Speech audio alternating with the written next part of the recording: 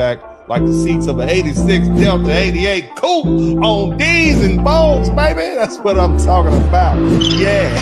Going live in a minute, Blizzard King. This is Winter Dennis Sperling podcast. You are rocking with the realest black men represented. Ain't no lies, cause we winning. Catching flies, ain't no feelings. Uncle D, we the villain, baby. We just left the village, baby. Now we in them villas, baby. Dennis Sperling podcast, tuning in, we get it, baby. You can hate the player, hate the game. We love all you haters. Hate watch, hate watch. Calling lovely ladies, hands on your knees.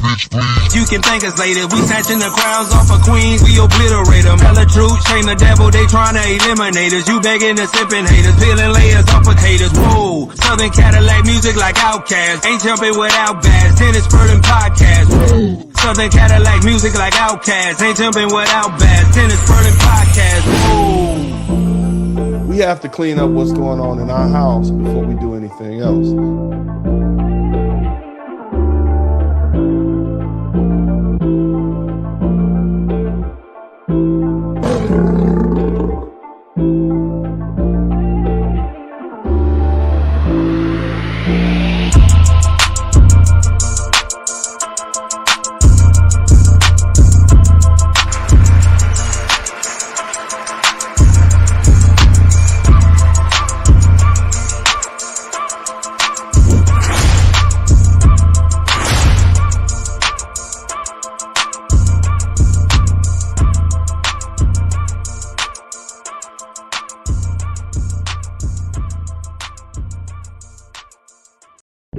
You understand what I'm saying? Hate me all you want to, baby. I don't mind hating me. Hate all you can. Let me go the other way.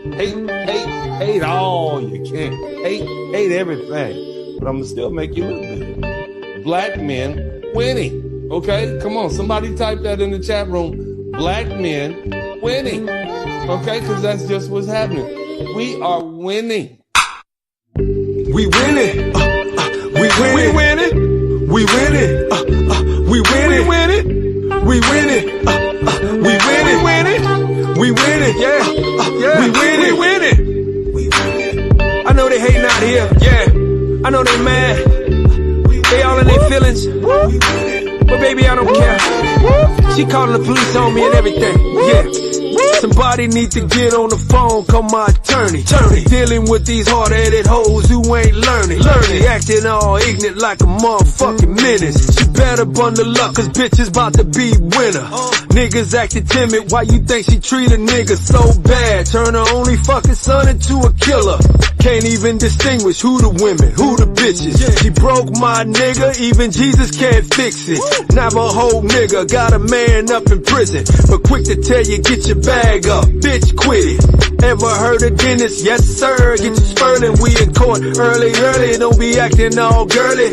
Keep that same energy, don't need any men. You the man, you the father, you the face of many men. Yep, Minnie Rippleton, taking L's your whole life. While the passport bros taking off the next flight. Something thick, something feminine, rubbing on my shoulders. Be a cold day in hell, Blizzard King try to tell you. A new world is coming, bitch, you better stop sinning. See, God took Kevin, left your sorry ass with Dennis. Somebody type of old broad in the chat room. Talking about men, you can't find them. That just means you had your chance, boo. You had your chance, and your chance has passed you by. Your husband done went on to the great beyond. He's not there looking for you no more. You done hit one wall. Somebody type one wall in the chat room. You done hit two walls. Somebody say 3 walls. Yeah.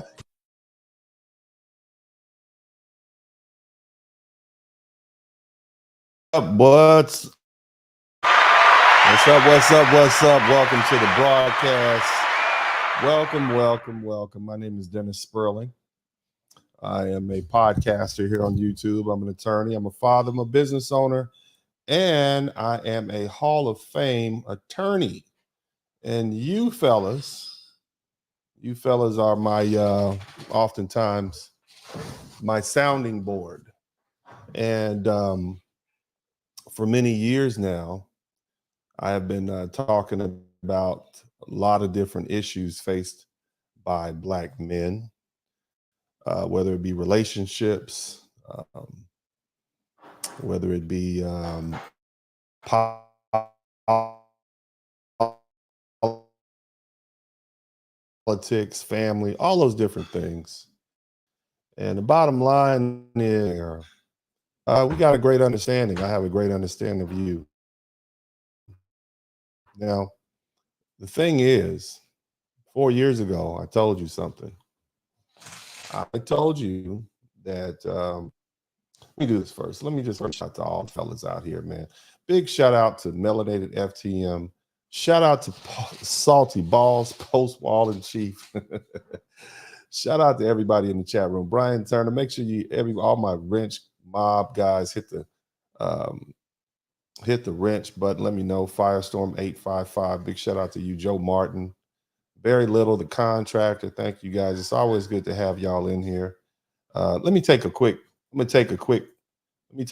break. I'll be right back. I got to get something set up here. We'll take a quick mid-roll, and then we'll come back and get this thing rolling, okay? In this burning podcast, click your mouse pad. Yeah, we out back. Hit the like, hit subscribe. Don't just hate watch, cause we outside. Let them hate watch, go and play pop. We just lay back. He don't play that. We don't play back. We don't play back. We go way back. Black men, yeah, we earn something. Tune in, gotta learn something. Uncle D podcast bump it. Likes up, hit the sub button. Black men, yeah, we earn something. Tune in, gotta learn something. Uncle D podcast bump it. Likes up, hit the sub button. This is Dennis Burning Podcast. Don't just hate watch, hit subscribe and let them know we outside. Don't hold hate, donate. Super chat, cash app. Put something in the collection plate. Church.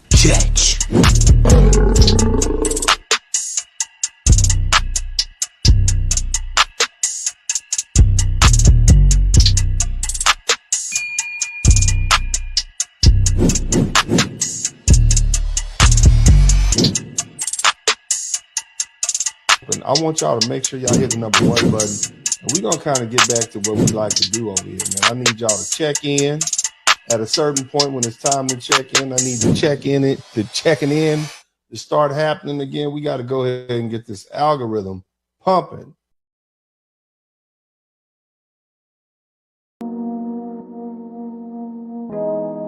All right. Welcome back. I had to get my music together, man. I had to get my vibes together for this one, man. Got to hear that in the background. But nevertheless, as I was saying, welcome to the broadcast. Tonight, we're going to talk about why Black men are rejecting Kamala Harris's presidential campaign. Now, a lot of people have had a lot to say about this subject matter. And I, too, have been saying a lot about this for a long time now. And the reason I can do that, and again, let me just say this. I want y'all to understand something. I'm not here to tell anybody how to vote. I think it's pretty obvious. I've expressed to you all why I'm voting, or why I voted for the Republican ticket last time, which was Donald Trump. I explained that to you. I voted solely because of my interest aligned with the Republican Party at this time. I tell you guys all the time, vote your interest. Okay, you're free men. Somebody type free men in the chat room.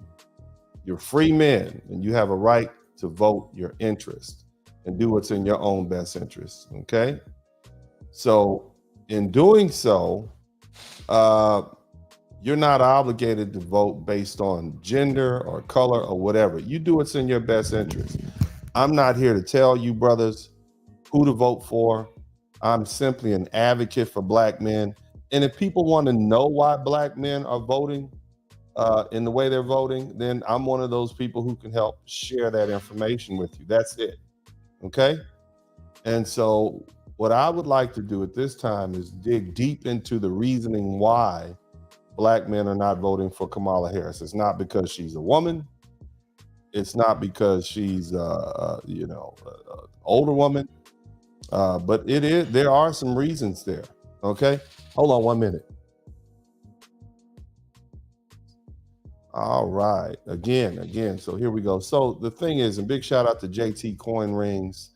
Thank you so much. He said, salute Uncle D for the chat. I appreciate you, fam. Thank you so much. And of course, the super chat is open. The Cash App is open.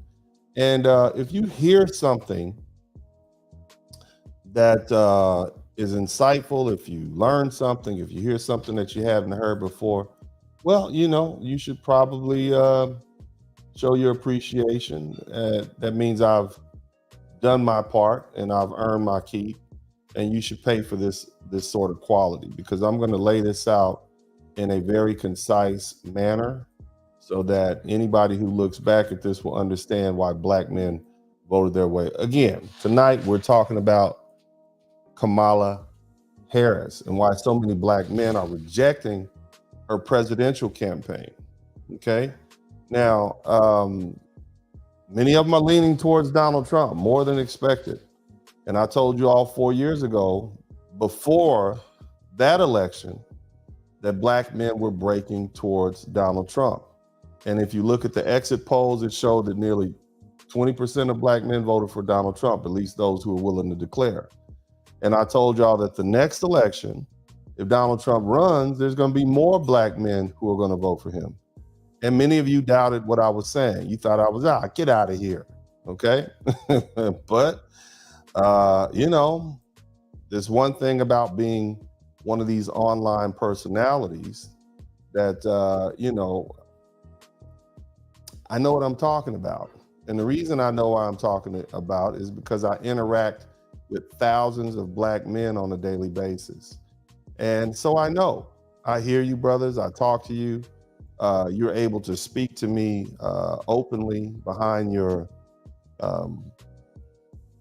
different usernames and whatnot. And so you're able to speak freely about your opinions and how you feel. And so black men are rejecting Kamala Harris, and we're just not feeling her campaign.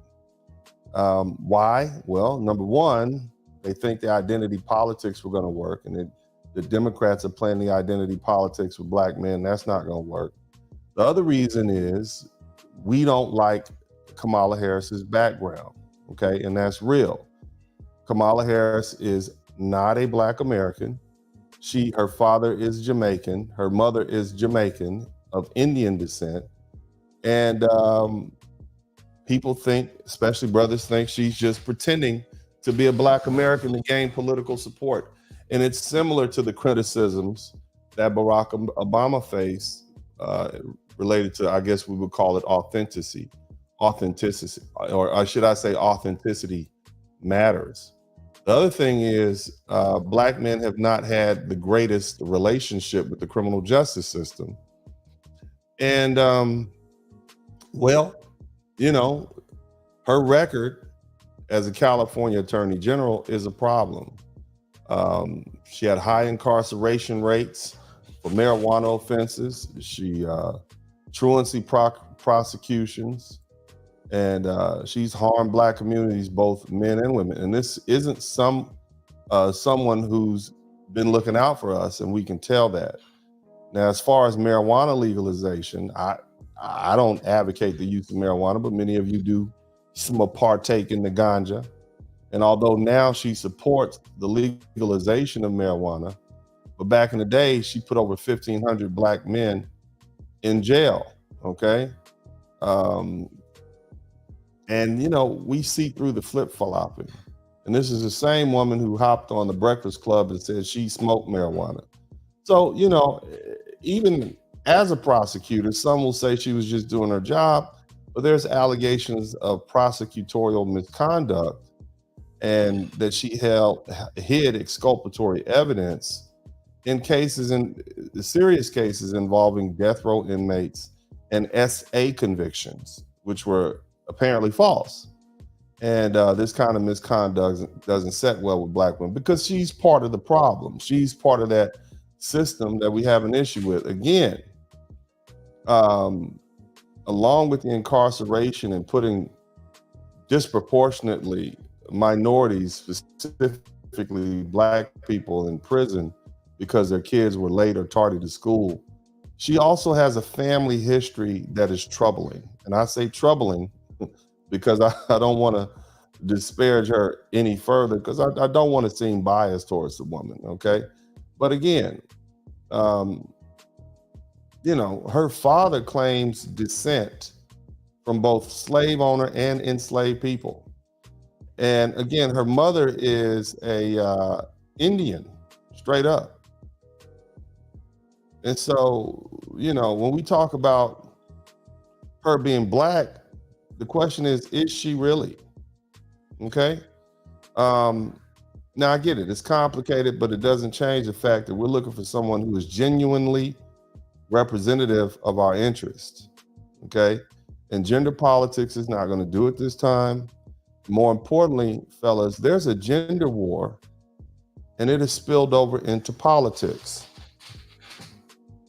And there's a perception that women who originally sought equal rights now have superior rights to men. And this is affecting the political dynamic and voter behavior. So I'm going to give you guys a prediction later on, but what we're going to do at this point, we're just going to go ahead and dig into it. Now, again, the first thing I started off with, and you guys, if y'all are with me, hit the number 1 button. We're 15 minutes in. I'm going to have a special treat for you guys. I got a new video from Big Bass Life that's going to be breaking. It's hot. I'm be honest with you, this is probably one of the best music videos that Big Bass has produced for me. Big Bass Life has produced. So y'all type Big Bass Life in the chat room, man. Let's see if we can get him on over here. But it's gonna be really nice. I saw it. It's mind blowing. Okay. Now I make sure I pay the brother for the work he does. So if you appreciate the intros and the things that I have going on, make sure you show your appreciation, because again, I'm recycling these black dollars. I'm putting this money to work. I'm putting other brothers to work. I got brothers working behind the scenes doing research and all these sort of different things. And of course, Big Bass Life, we want to make sure I can keep paying him. But because I think it's entertaining and it showcases this black man's brilliance along with your brilliance. So y'all make sure y'all show appreciation for that by if you like it, contribute. I guess that's the fair way to say it, because it's his genius and my platform. But nevertheless, so shout out to everybody who's been on these YouTube streets since 2014. It's been 10 years, right? And the Black Manosphere, of course, they put me out of the Black Manosphere because my take on many different things are not aligned with that. I am pro-fatherhood. I'm actually pro-marriage. I want to see black men and black women date and marry each other. I just make an exception for black women of other ethnicities or other races, not races, but other nationalities. So it doesn't matter to me if she's a black woman from Kenya or Compton. Okay, it doesn't matter if she's from Kingston or Caracas. I just want to see you brothers with black women. That's my preference. Nevertheless, you find a good woman who treats you well and loves you well and is respectful, man, you got to go with that, man. You got to go with that. You can't let a good thing pass you by solely because of the color of her skin. So, that's where I'm at. I support the passport bros, not because I say you all should just up and leave. I support them because that's you exercising your freedom and you had the right to do that. Okay. But nevertheless, the manosphere proper, which includes white, black, whatever, the black manosphere, which is a subset of the manosphere. For many years, it dealt with relationships, social relationships, interactions, marriage. It dealt with boyfriend, girlfriend, children, family law, these sort of things. Men would come online and they would gripe about the situations they were dealing with, thinking they were just isolated, when in reality, they're not isolated. So we began to compare notes and we began to come up with a plan for how we could deal with these lovely ladies. And when I say lovely ladies at this point, I'm talking about all the women. We start learning about female behavior. Things start making sense. And so that was the relationship aspect of the Black Manosphere. And it took about 7, 8 years to get there. And the culmination of that brilliance, it culminated with the rise of the Godfather. Somebody typed the Godfather in the chat room. it culminated with the rise of Kevin Samuels. He took all of that information and that body of knowledge, and he brought it to the mainstream. And it spilt over into, it went national and it went international. All of that information was brought together by all of these many different minds. And Kevin Samuels was the salesperson. He was the voice, he was the face of the Black manosphere for 2.5 years strong. But even Kevin will tell you that that information was not necessarily ideas that he came up with. Now, he came up with catchy phrases like high value man, he came up with Blue Henry and all these different things, and it made it palatable and easy to remember for the public. Nevertheless, that was the relationship aspect of this brain, this computer brain, this social media brain called the manosphere. Men collectively coming together, comparing notes, trying to figure out their experiences and contrasting with other men's experiences and seeing where the similarities lie and coming up with solutions, because men are all about solutions. Somebody type solutions in the chat room, okay? So now, here we are in 2024. The manosphere proper is in full effect. You have outcroppings. You got all these different guys who popped up overseas here and there, the Tate brothers. You got, artists now saying different things. And, in the wake of Kevin Samuels passing, he created plenty of little mini Kevin Samuels all around. And they are giving these lovely ladies the blues, okay? But now we're moving on to something different. There's another aspect of the Black manosphere, of the manosphere proper, the political aspect. And so we went from the social interaction, the relationship aspect, to the political aspect. So what happens when men around the nation and men around the world began to get together and say, hey, what's good for us and what's not good for us? What policies do we need to change and what can stay the same? Well, here's the thing. We quickly realized that women, although they fought for equal rights, in this world that was created and maintained and fought for by men, they now seem to have superior rights. And that exists in the family law, that exists in the legal system. A woman can go to court for the same thing a man goes to court for, and she'll get less time. A woman is automatically deemed a better parent than the man, and she gets primary custody of the children. A woman, we have to hold, the man being the primary earner, you get robbed in family court during a divorce often initiated by women for whatever reason, and they end up with half of your property along with a monthly stipend in the form of either child support or alimony or both. And so and on top of that, all a woman has to do is make an allegation and you're deemed guilty or at fault, okay? So men quickly realize, man, these women have superior rights than men, because what a woman says carries more weight than what a man says. What a woman needs carries more weight than what a man needs, even if it's him having to supply it through his money and through his actions. Her parentage or her parenting is more important than the father, even though they say it's not. In effect, it is, according to the family law system. And so men began to come in and change. Men began to come in and compare notes and say, hey, it's not just me, it's all of us.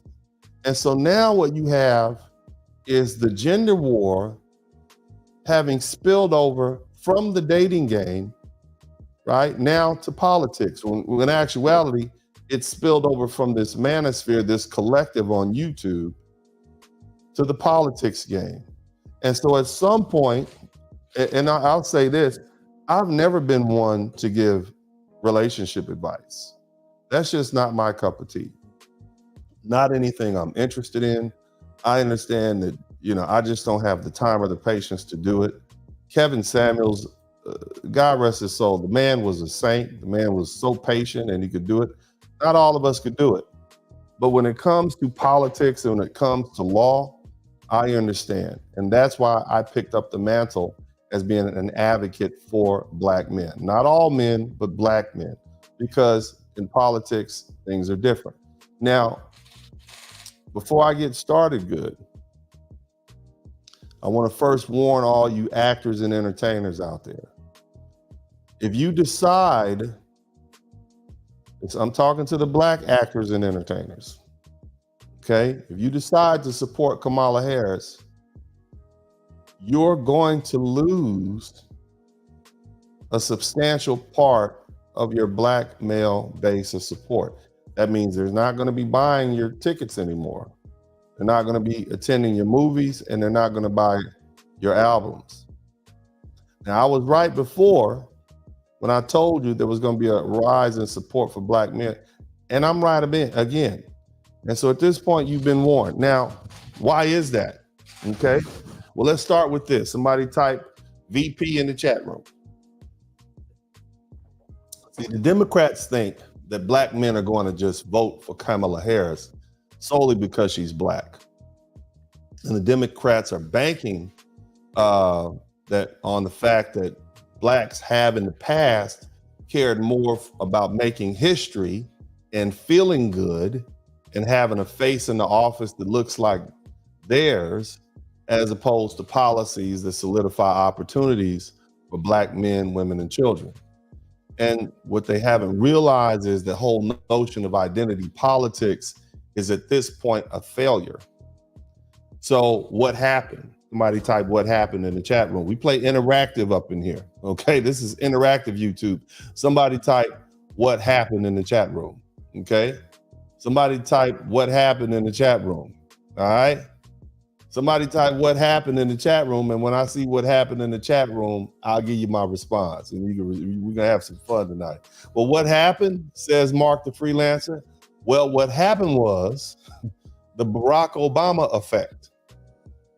Okay, so 2 years into Barack Obama's presidency, and you can go back to my Facebook page back in 2010, and I'm like, this guy is not going to do anything for black people, because if he was going to do it, he would have done it by now before the first midterm, where he had the Senate and the Congress or the House, but he didn't. And that let me know he hadn't planned on doing anything. And those folks, remember, those black people said, well, Keith, just wait. He gonna do something in his second term. And so we voted for him again, didn't we? We voted for him again, and years went by and he didn't do anything. Now, what Barack Obama did do is he spent a lot of time insulting black men, disparaging the reputation of black men. And I truly believe the CDC under his administration funded and authored that report about fatherhood, which actually turned out, and it came out, I believe, in November or December of 2015, turns out that black men are the most involved fathers. But I don't think they planned that way. I think they plan to use that as another reason to disparage black men. But when the reports came back, when the science was done, when the research was done, black men were on top. Somebody typed black men winning in the chat room. We were deemed to be the best fathers of all. Nevertheless, Barack Obama spent, it seemed to me, his entire presidency disrespecting and downing black men. And so at that point, the thrill was gone. Somebody typed the thrill is gone in the chat room. The thrill is gone in the chat room.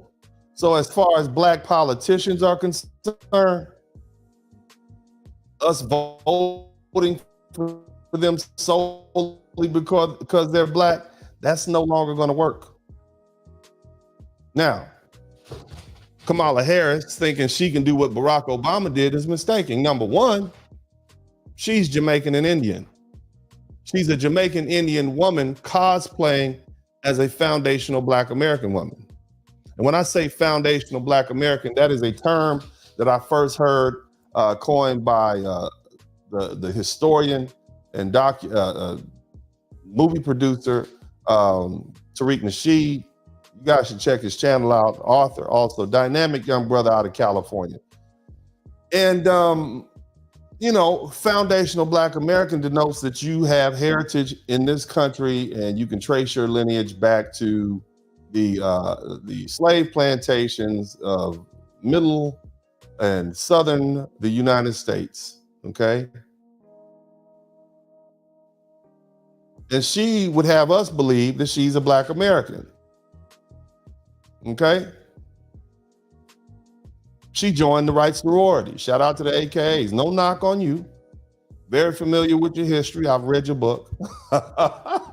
My ex-wife was an AKA, and she left the book around one day, and I just said, wow, this is very interesting. Shout out to Bertha. Shout out to all the AKAs. Shout out to Bertha. Praise God. Pretty girls wear, what did it say? Pretty girls wear pearls. Yes, something like that. There we go. 20 pearls, is that right? Praise God. Howard University. And this sorority was founded by foundational Black American women at a historically Black university, Howard University, back around 1908. Okay. And so she joined that sorority, and you would think it would just be, well, if she joined it, they must have determined that she was Black, when in reality, for the most part, anybody can join. Okay. Nevertheless, you associated a Black woman in a Black sorority. On top of that, she attended Howard University, a historically Black college with a world-renowned reputation. Okay. And so, again, this is no different. This is the Barack Obama playbook. Barack Obama only dated white women all in way up until he got serious about running for office. And then he decided to join up with Michelle Obama. He joined the Black church, began attending the Black church, and then we fell for it hook, line, and sinker. Y'all fell in love with Michelle Obama and those two pretty little Black girls that they had in tow. You could just see yourself in the White House. You had to vote for him. We all felt so good. Didn't we just feel good when we saw him get inaugurated, getting sworn in? Well, again, he didn't really do anything for Black folks. It was a big letdown. And some Black people, they just, irrespective of that, and I'm not speaking for all, but some Black people just don't care. Just like when Obama ran back in 2008, they didn't care. So even if Kamala Harris, even if she's not Black, she looked Black enough. Even if she's not doing anything for Black people, they're still going to vote for her. Okay? Now, the question that we have to ask as Black men, brothers, how is this woman's candidacy and presidency going to be beneficial to Black men? This is not a question that we asked before. So what we're seeing is an elevation in the sophistication of politics as far as Black men are concerned. But the question again, okay, this is the question that we're asking. What is in our interest? How are our interests served in voting for Kamala Harris? And this is the question that we want answered, but nobody will answer for us. And the truth is, they expect Black men to vote for Kamala Harris because she runs at the blessing of Black women. Even if Kamala Harris' presidency doesn't even benefit or serve the interest of Black women, because she serves at their blessing, we're supposed to just come along like the good son husbands with our queen mother, goddess simp chips fully activated, and do what they say. Okay? But we don't want to do that. You see? And a lot of Black men are of the opinion that Black women don't care about Black men, nor do they care about their own Black sons in this regard. They just simply identify with her because, or they're just simply practicing identity politics. And they're even willing to sell out the whole nation, the whole Black nation, just to support this woman, just because she's a so-called Black woman. Now, the skimmy on Miss Harris or Mrs. Harris, is she put thousands of Black men in jail, and she's married to a white man. Let's run that back again. If Barack Obama hadn't married Michelle Obama, a very dark-skinned sister from the Deep South, would you all have voted for her? Yes or no? Take the time to answer that question. If Barack Obama had come in there with the girlfriend he was dating before he met Michelle Obama with two little, mostly white children, instead of Sasha and Malia, he had Sandy and Mary, would y'all have voted for him? Probably not. You would have been like, nah, he's a sellout, not gonna do it. If he had a record of putting thousands of Black men in jail, you probably wouldn't have done it. Kamala Harris has that record of putting thousands of Black men in jail, and she's married to a white man. On top of that, she's never denied it. And so for those of you out there who are saying, oh no, she didn't do that, you don't have to lie for somebody who already have put themselves on blast. It's a decades-old fact. These are the facts. Her own Democratic competition in the 2020 election called her out for it, including Joe Biden and Gabby Tulsa. I think that's what her name is. So, you know, more and more Black men are turning away from not only the Democrats, but also this woman. She's a divester as far as Black men are concerned. Somebody, and for you guys who don't know what divester is, that's a woman who is a woman of color, a Black woman who dates out and does harm to Black men. Voting for Kamala Harris is just like voting for Cynthia G. And for you all who don't know who Cynthia G is, she's a young woman who was put off YouTube. She said some really harsh, nasty things about Black men in her time here. And whether you agree with her or not, Black men had a right to vote for her. If they had a right, if she was running for president, you would not expect Black men to vote for her. On top of that, Miss Kamala Harris, she locked women up too. She locked women up because their children were truant for school. So here's the thing. Let's go ahead and just dig into this. All right. We're going to start off with her record, okay? And as her record goes, she was the California Attorney General from 2011 to 2017. Some things that Black men find disparaging is she refused to endorse a 2015 bill calling for a special prosecutor to investigate the deadly shootings of Black men and women and other people in Sacramento, okay? Or that's reported by the Sacramento Bee. And she also rejected calls. Shout out to my man, MC Recovery. I'm gonna read your super chats later. Thank you so much, bro. I appreciate you. Y'all been light on the super chats, but we'll get to that in a minute. Maybe just we'll try to read it at the end. But shout out to everybody who's contributing to the super chat and the cash apps. Thank you so much. Thank you so much. So as far as Kamala Harris and her record as the Attorney General from 2011 to 2017, she refused to prosecute and investigate deadly shootings by the police. She also rejected the civil rights groups, or should I say, she also rejected calls from civil rights groups to investigate deadly shootings in Los Angeles and San Francisco.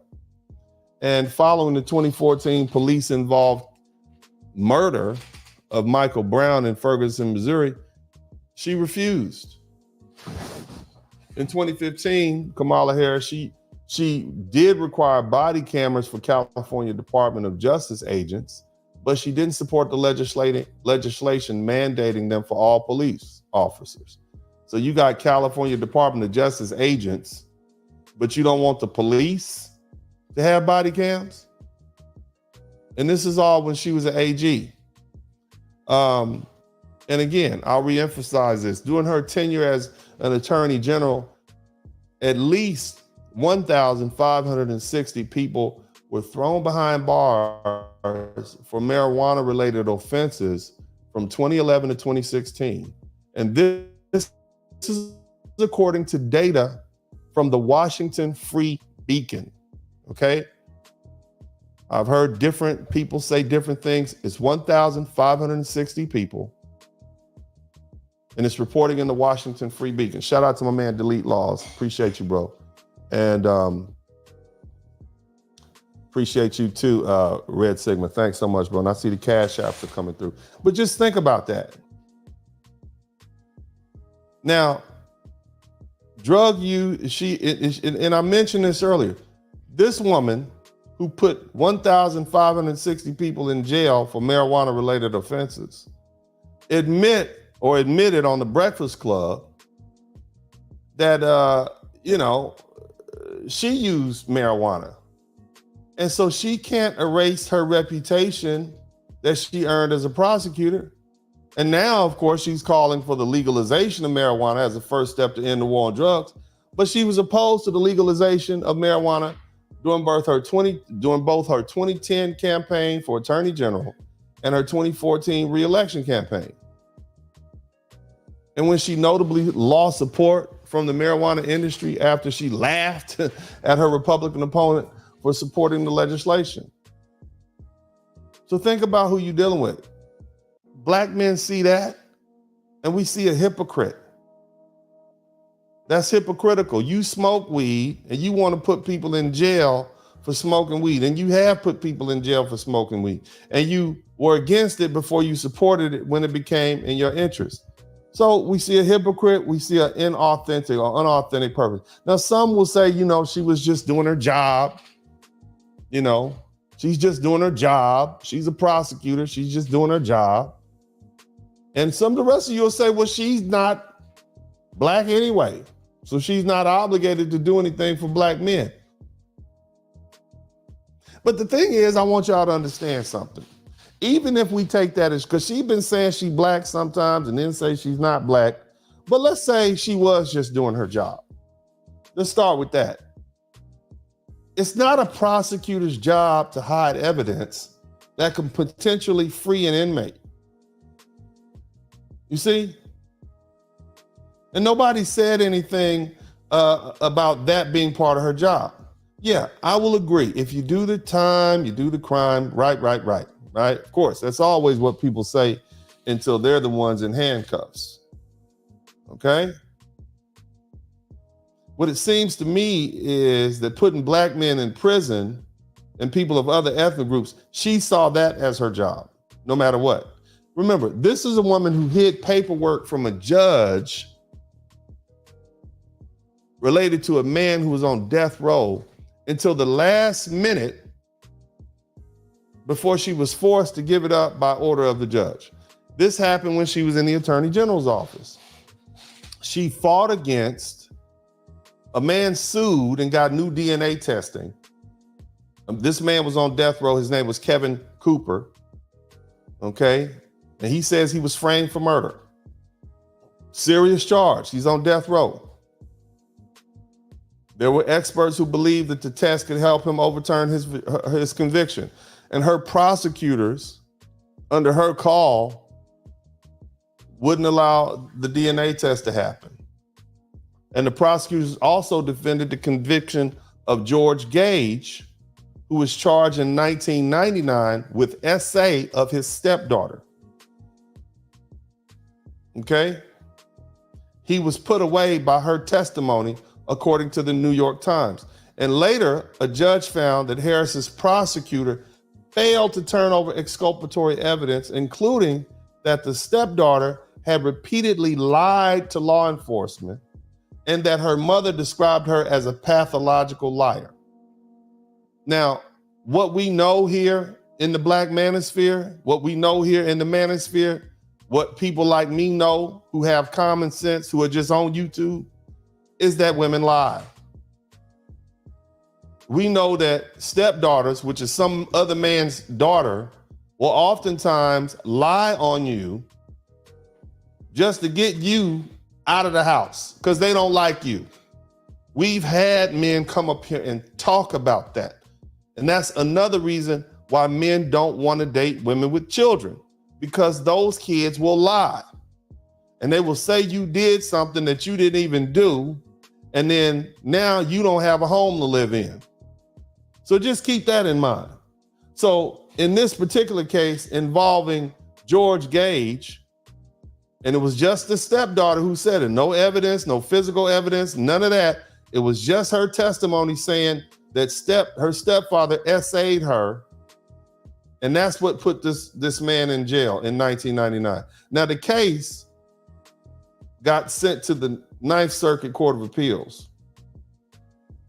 And Harris's prosecutors kept fighting against tossing his conviction. And guess what happened?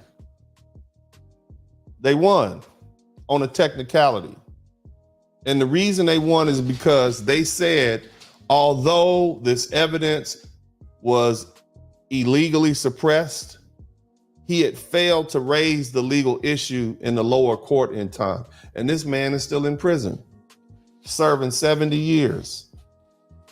Serving 70 years because what it appears to be evidence was suppressed, evidence that could have helped the jury determine that this woman lied on him. That's just as an attorney general. She was also the San Francisco district attorney from 2004 to 2011. And at this point, something I see that is extremely scandalous, she kept men in jail past their sentence just so that they could provide labor. The story is that in September 2014, I think this is actually when she was in the AG's office, something I need to bring back up. When she was in the Attorney General's office, so we're going to revert back to the AG real quick. In September 2014, when she was still in the AG's office, Kamala Harris' office argued unsuccessfully in court filings against the early release of prisoners, saying that they needed them to help fight fires. In other words, we don't want to pay these firefighters. We want to use these prisoners and this free prison labor to put these fires out. So that's something else she did as an attorney general. Okay? So just keep that in mind. Mind you, a vast majority of the prisoners in the California State Correctional Facility are Black men. If otherwise, they're Hispanic men. So for you Hispanic folks looking at her, saying, well, you know, she's a woman of color, I just want you to keep that in mind. She does not seem to be any of our friends, okay? Now, back to what I was saying, her being a San Francisco district attorney. She prosecuted parents. She prosecuted parents of children who were, I guess, truant from school or late for school. Not only did she prosecute them, but they ended up going to jail. Now, that should, if nothing else, strike a nerve with you. Because sometimes if you got a 17 or 18-year-old that doesn't want to go to school, what do you do about it? But she basically said, your son or daughter ditching school is tantamount to a crime. And even amid the criticism that the policy disproportionately targeted Black people and Hispanic people, she said, oh, well. She sent letters to the San Francisco public schools. This is as a district attorney. She sent it to public school parents each year. Now, keep in mind, they have a lot of private schools in the San Francisco area. They don't. Those are rich people, though. You see? That's where her and her husband's children went to school. They can ditch all day. They can not show up all day. But if you go to a public school, some of these parents receive letters saying citations for truancy. And she sponsored a 2010 law to make it a misdemeanor for parents whose children miss 10% of the school a year without good excuse. And the punishment is $2,000, a fine in jail, or both. Imagine being a poor person, and most of these are single women that are dealing with this. You're a poor single mother, and either you go to jail or you pay a $2,000 fine. Some of you all with jobs can't go dig up $2,000. So of course, many of these women went to jail. This same Kamala Harris that people are expecting black men to vote for opposed the state initiative to soften the minimum mandatory sentences, even though the criminal justice reform plan she rolled out while running for president called for the end. Keep in mind, Joe Biden was the one that came up with these tough on crime laws back in 1994, him and Bill Clinton. And then when presented with an opportunity to soften these minimum sentences, because remember, these things, I got family members that are still suffering from stuff that she did in California.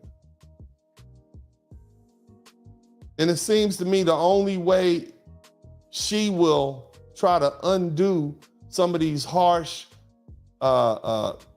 draconian laws that specifically target black men is if it serves her interests. So that lets me know that's what she wants to do. She gets off on it. Somebody type gets off on it. Here's some more scandalous stuff that she did while in office. In 2010, as a district attorney, there was a technician who was caught taking cocaine. One of their technicians, you know, the crime lab, somebody type crime lab in the chat room. One of the technicians in the crime lab was stealing the cocaine from the crime lab. The technician was a crackhead. How about that? You got a whole crackhead technician taking the dope. I know I brought a half ounce in here. Well, damn, we ain't got nothing but a quarter left. What happened to the dope? We got to drop this charge. The crime lab technician is stealing the cocaine. And on top of that, mishandling evidence. Well, that makes sense, doesn't it?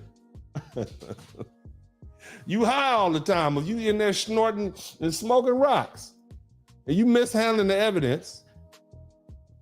And then the cold part about it, if that wasn't bad enough, the judge ruled her office failed to disclose that information to the defense attorneys.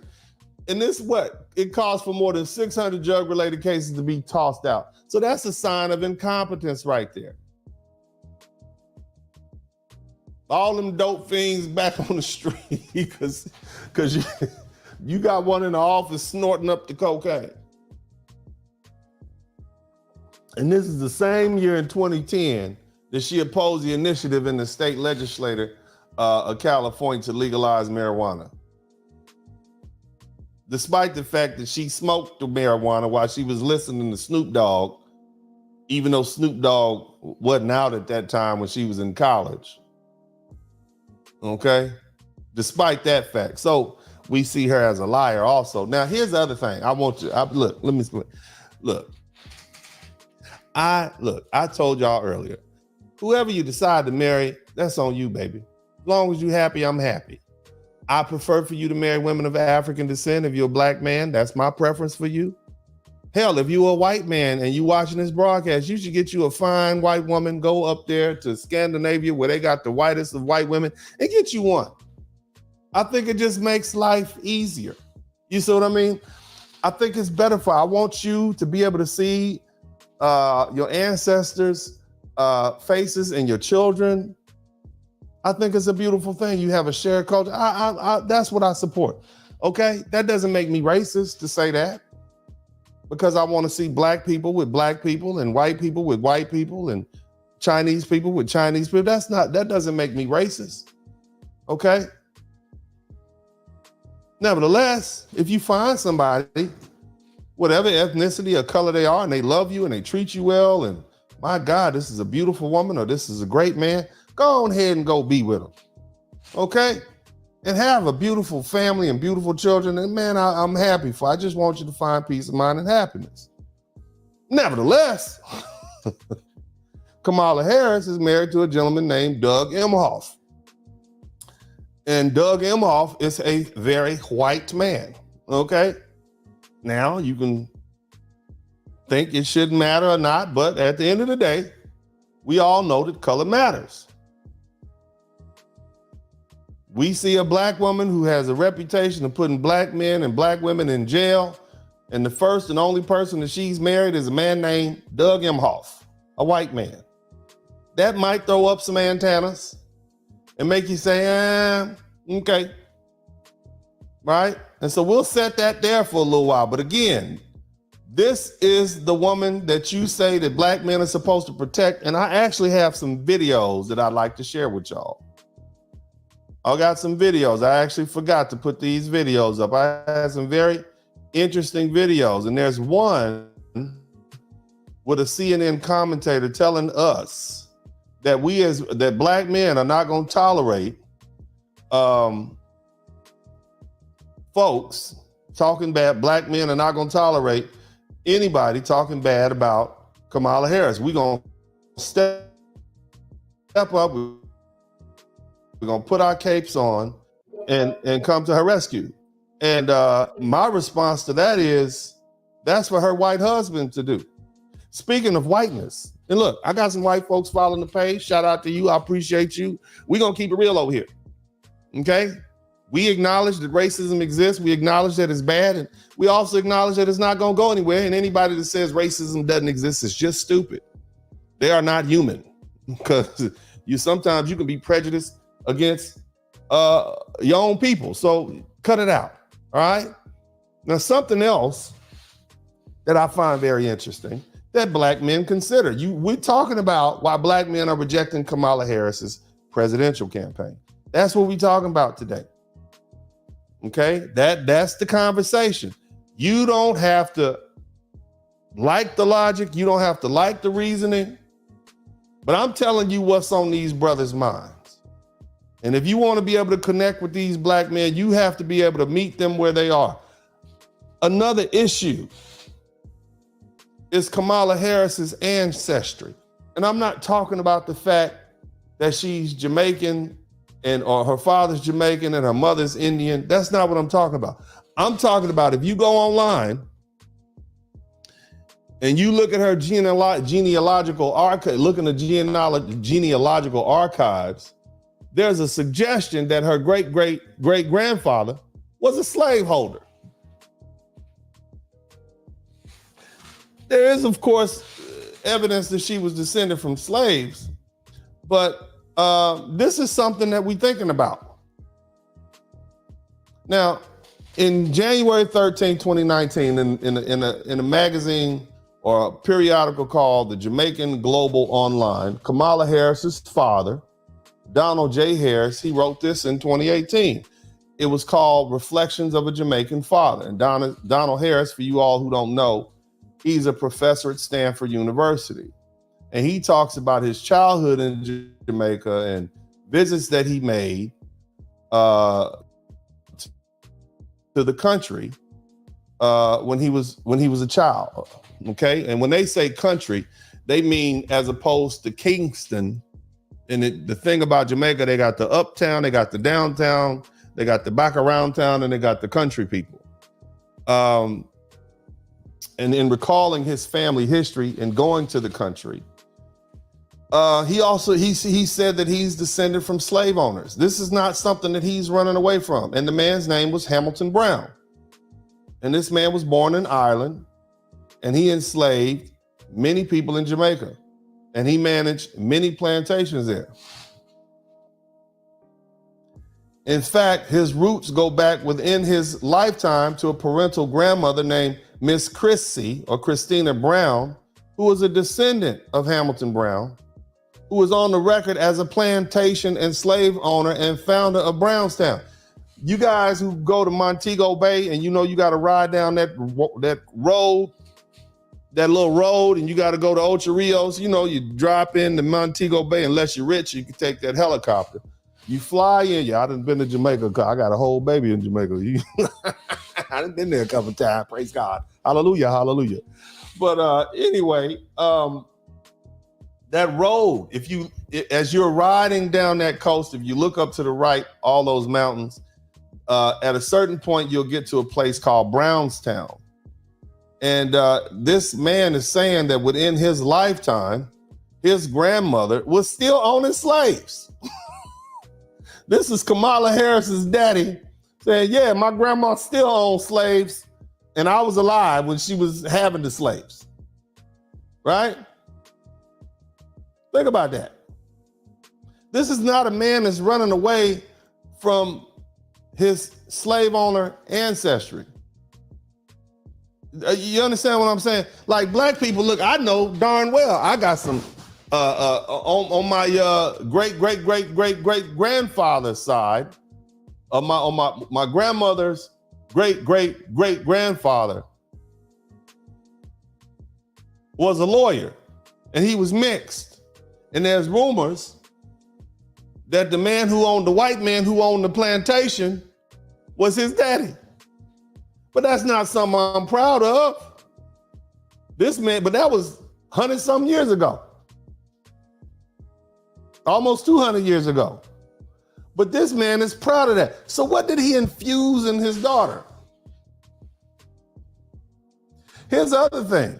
Harris's name comes from her parental grandfather, Joseph Alex Alexander, who was also a landholder and agricultural produce, who died in 1939, a year after her father was born. They even know where he's buried. He's buried in Browntown, next to the Anglican church. And so you're dealing with a woman who's from the ownership class in Jamaica. And the thing you got to understand about Jamaica is the dark-skinned black people are still treated like lesser. I mean, you know, they always say, you know, one people, one island, one people. They say that, one blood, but that's not how they get treated. The dark-skinned people, the dark sisters, the dark black men, they get treated poorly. And then you have something called white Jamaicans. And even though they have white ethnicity, they are still considered white Jamaican. They get treated like white people. You even have Chinese Jamaicans.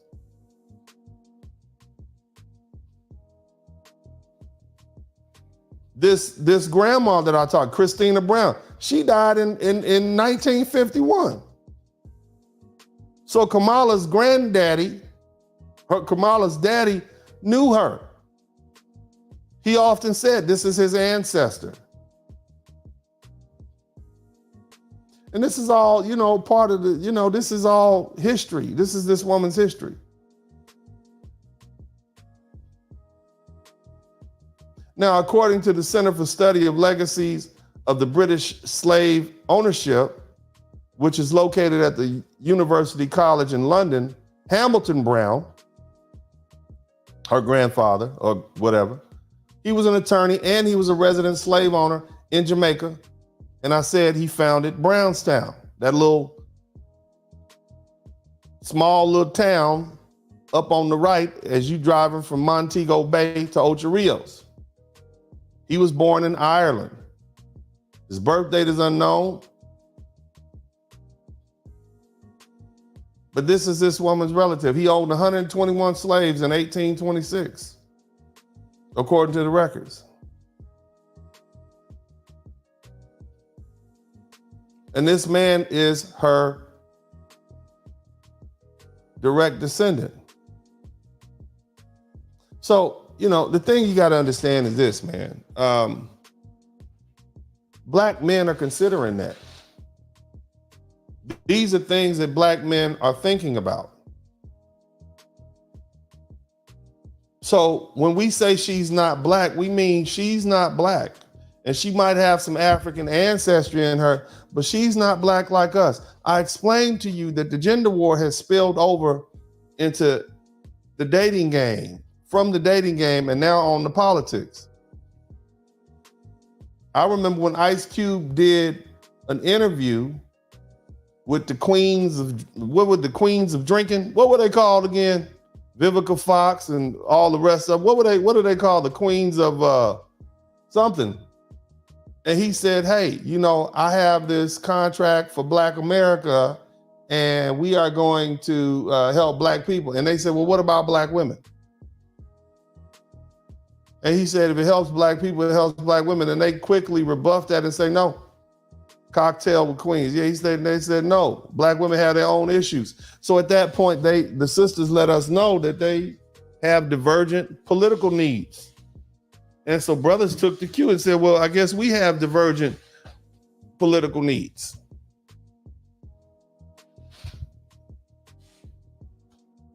And so at this point, the brothers want to know, well, what's in it for us?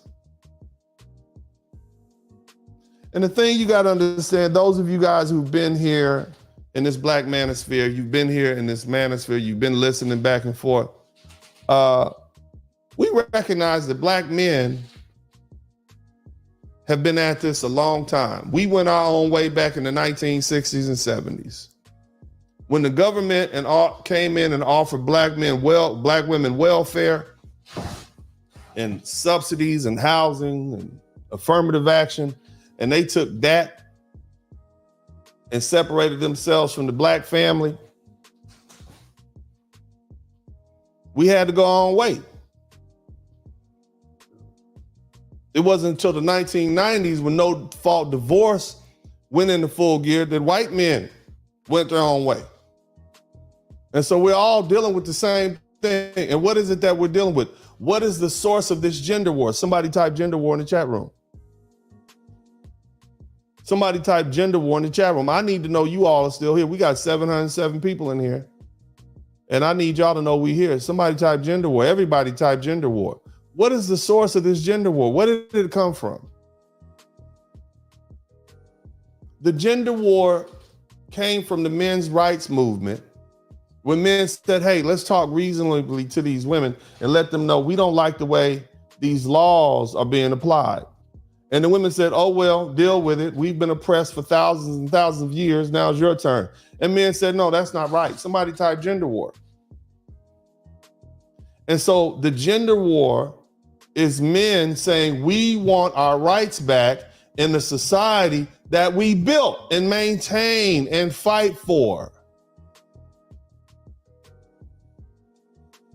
And although we, in the past 5 or 10 years, have begun to have a little progress in some states, is mandatory DNA testing, because we know that 30% of men who are tested for children who suspect that the children aren't theirs, 30% find out the children aren't theirs. Men are paying child support for kids that aren't theirs. They're getting robbed in divorce court. So much so it's not even worth it. You got to go through the trouble of getting a prenuptial agreement and all that, man, hell with it. So again, we are trying to fight back, but the progress is too slow. And so where are we now? Where are we now? You got to understand something, and I want y'all to hear me very carefully, because this is the secret. This is the secret.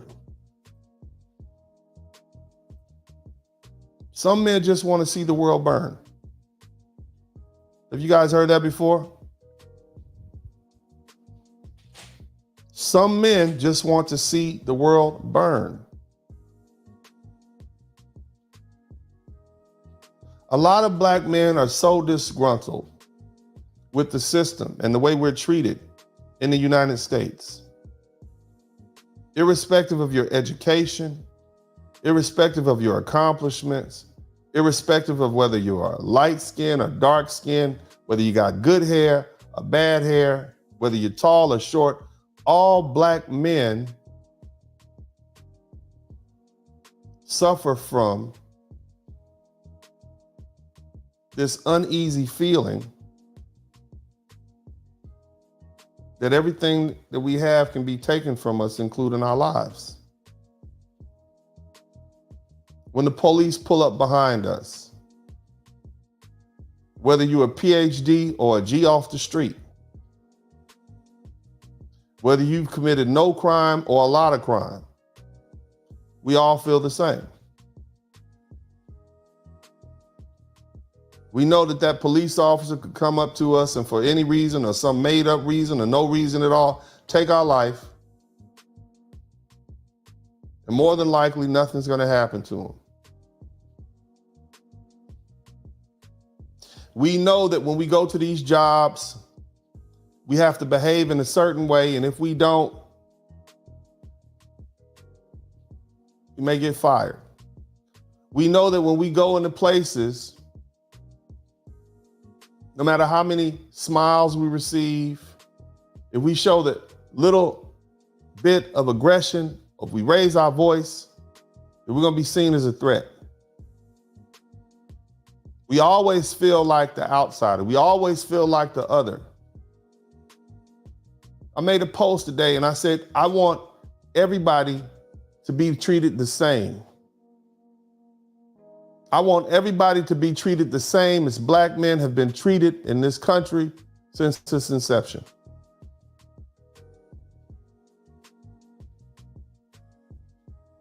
That's not happening. White men have privilege. White women have privilege. Black women have privilege. Everybody seems to have privilege except the Black men or the descendants of the Black men who helped build and defend this country. And some will say things have changed, but some things don't change.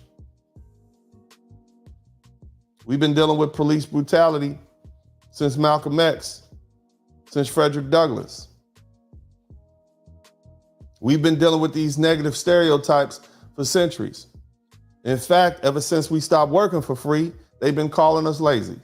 Even when we were working for free, they were calling us lazy. So at this point, Black men just want to see the world burn. We want all of you all to suffer like we suffer. Yes, it's not rational.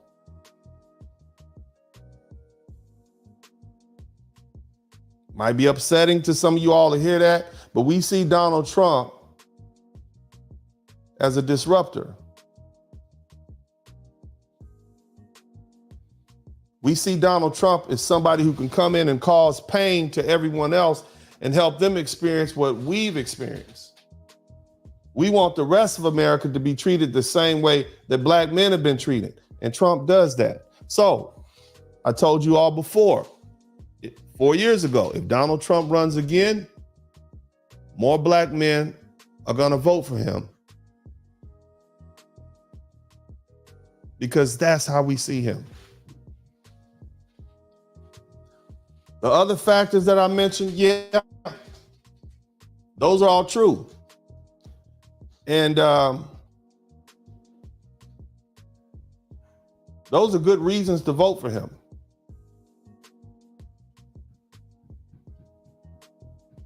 But the real thing is, we want to see the rest of you experience the pain and inconvenience associated with your skin. We want to see the immigrants get rounded up, the ones who are here illegally. We want to see them get rounded up and shipped back home. We want to see these white women be inconvenienced. We want to see Black women be inconvenienced. We want everybody to suffer like we've suffered. Now, the truth is, there's some irrationality to that, but you know what? What goes around comes around. And that's how they feel. That's why they're here. That's why these brothers are traveling overseas. They're going places where they're celebrated, not merely tolerated. They're going places where they're treated well. That's what they're doing.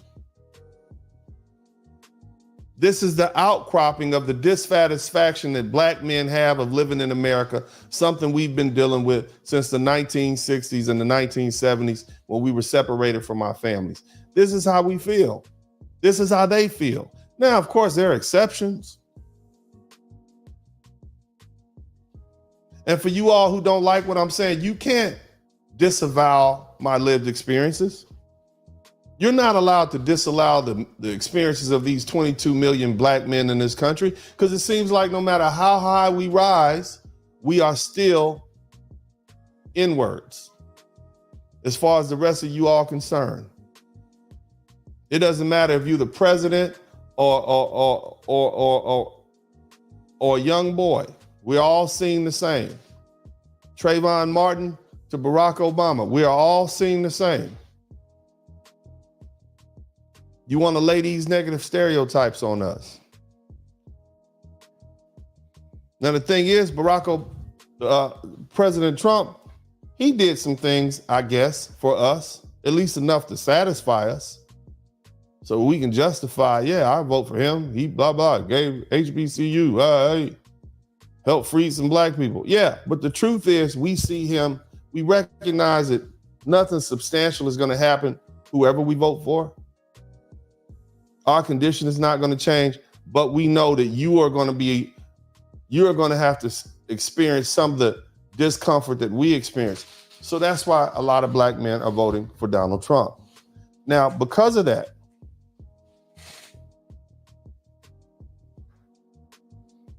there's a warning that should go out for you entertainers and actors.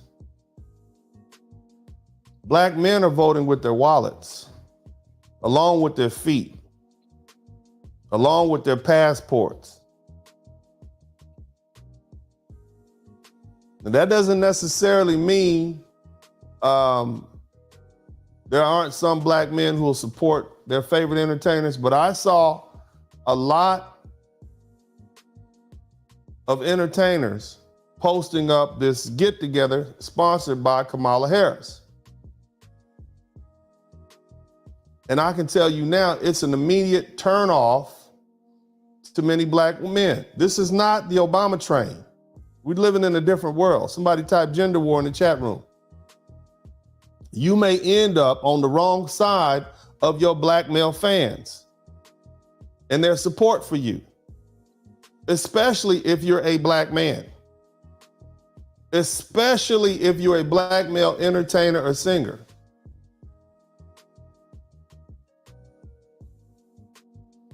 So you need to keep that in mind. Now, what are my predictions? I'm gonna give you a prediction. I want y'all to, what do you think I'm gonna predict? Because I've had many people texting me today, they're saying different things. Oh, Kamala Harris is gonna win. This little sugary feeling that you have right now, this little feeling of excitement that you have right now, it's gonna fade.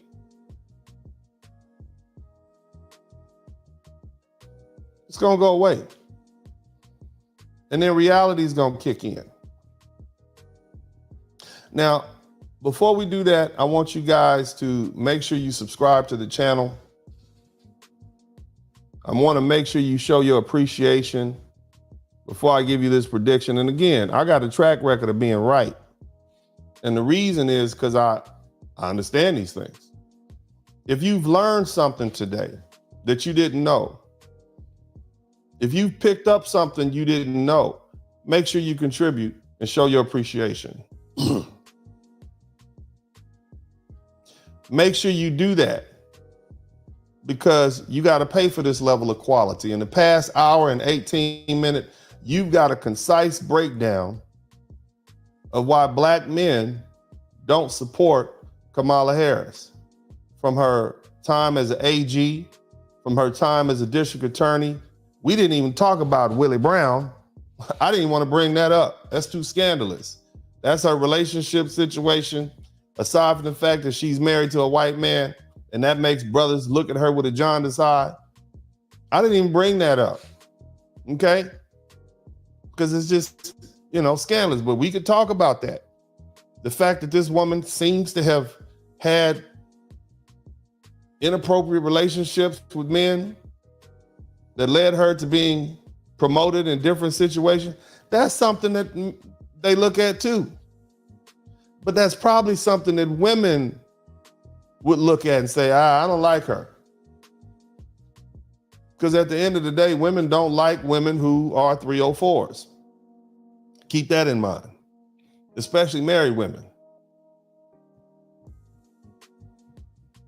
Now, I told you all this. I'm gonna give you my prediction. I think, And I'm gonna tell you about myself first. I think the Democrats, the modern day Democrats we have, they generally promote dysfunction. I don't like Republicans. Okay. Let me say that again. I think Democrats generally promote dysfunction, and I don't like Republicans either. But I voted for Trump. I voted for Trump the last time. That was the only Republican I've ever voted for. I voted for Donald Trump because it serves my interest. It doesn't help that Kamala Harris has a history of being descended from slave owners. It doesn't help the fact that she's unfairly prosecuted Black people as both an attorney general and a prosecutor. It doesn't help the fact that the woman has a scandalous past of dating with men in power to get what she wants. And it doesn't help me with the fact that she's married to a white man. And coupled with the fact that she's descended from slave owners, which seems to be a proud part of her history. Nevertheless, I can see past all of that. Just like I don't like Republicans and I'm voting for Donald Trump, I can see past all of that if it served my interest to vote for her. But she's not doing anything for me as a Black man either. I'm voting for Trump because he serves my interests. And the truth is, I'm voting for him because he's a Republican, and the Republican Party at this time serves my interests. Low taxes. Let's separate all the BS. Low taxes means I pay less. I'm probably going to have to pay $300,000 or $400,000 in taxes this year if Biden or if the Democrats are reelected. That same I got 3 boys I need to put in college. But instead of giving it or putting it to a trust account or putting it in their college funds, I got to write a check to the Treasury Department of the United States. Because under the Democrat-led tax code, that's what's mandatory. I didn't have to pay all these taxes under George Bush, even though I voted for Barack Obama. I didn't have to pay all these taxes under Donald Trump, even though I voted for Hillary Clinton that time. So I finally learned my lesson. I'm gonna go ahead as a small business owner and vote for Donald Trump because it serves my interests. It's not emotional. It's not because I'm a sellout, none of that.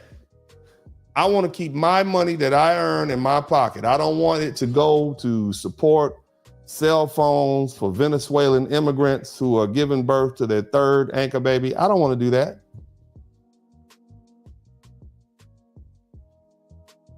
So that's number 1. Somebody type low taxes in the chat room. Number 2, as I explained to you all, I have young sons. I have young sons who will be of the age of 18 in the next 2-3 years. So I have an interest in making sure they living in a world that's safe. Now, we know that when these wars happen, some kind of way, some politician somewhere convinces the United States that we need to enter into these wars. And I truly believe that Kamala Harris does not command the level of gravitas or fear in our adversaries and people who want to destroy us. They'll just go ahead and pick a fight, start a war, and then we'll end up getting caught up in it. And then what happens? See, whatever you all say about Donald Trump, these tyrants around the world were afraid of him. He didn't start any new wars, and no new wars were started in these countries while he was in office. And that's good for me and my sons. Because heaven forbid they reinstitute the draft. And one of my boys, who I've raised to be doctors, lawyers, and engineers, got to run off and put a helmet on and go fight some war for some people that they don't even know. We can't even find them on the map. So it serves my interest to end these wars around the world, whether it be in Israel and Gaza or whether it be in Ukraine. And we need a strong man in office to make sure China does not go and try to invade Taiwan, because that's going to drag us in. So ending the wars around the world serves my interest. Having low taxes serves my interest. It may not serve your interest. You may be have invested in some of these defense firm corporations like Lockheed Martin, whatever. And it might serve your interest for wars to happen. You might get richer. Okay, got it. You have to vote your interest. I'm telling you why I'm voting my interest. This is just me. Low taxes and ending wars is a priority for me. The other thing is closing the border. Somebody type close the border in the chat room. Close the border. Now, I'm all for people coming here legally and working their way up and working through the system. But I am not for allowing people to just walk on the other side of the border and then we just have to open up our wallet and take care of them for who knows how long. On top of that, there's no screening mechanism. We don't know who these people are. Look at all these horrible crimes that these men are committing, who are being released from these prisons and taking advantage of young women and older women and all the scams and con games they're running. Biden undid all of the executive orders that kept the border closed. And the minute he got into office, he just wrote executive orders just to get rid of all of that. Whose side is this man on? What agenda do the Democrats have that where it serves their purpose or their interest to open up the border and just let any old body come in here? This is like the Mariana boat lift where Fidel Castro tricked Jimmy Carter and he said all the Cuban refugees can come, and they just cleared out all their jails and prisons and sent all these criminals and convicts. And you already had the issue in Miami with the drug problem. And then you got the influx of Cubans coming. It just tore Miami up. Now it's not one country. You have dozens of countries sending the worst men and women that they have to our country for us to take care of. We don't want to deal. We don't want to be like Miami in the 70s and 80s. We don't want that to be everywhere.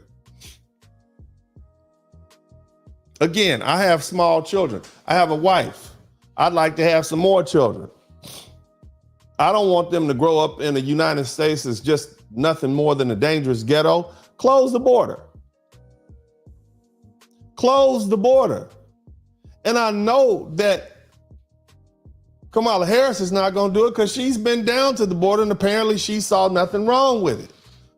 But I know that Donald Trump will do that because that is part of the Republican agenda. Again, it serves my interest. You have to vote your interest. I'm going to vote my interest. I don't care about identity politics. I don't care if Donald Trump, I don't care if the Republican candidate was a purple Martian with polka dots. I don't care. As long as their policies serve my interest, that's where I am. I'm beyond identity politics. Period. And I think many black men are beyond identity politics. Yes, we like the idea that Donald Trump will stick it to the rest of you all and let you see how we feel. But at the end of the day, If I'm a small business owner and it's going to save taxes, close the border, well, oh my God. It's a win-win situation. Now, the other thing, and I'm just talking about my main issues, is the economy. Somebody type, "It's the economy, stupid," in the chat room. This is a famous quote that popped up at a debate, I think back in the 80s and 90s. Somebody type, "It's the economy, stupid." The economy. How much money you have in your pocket? How much money you able to spend?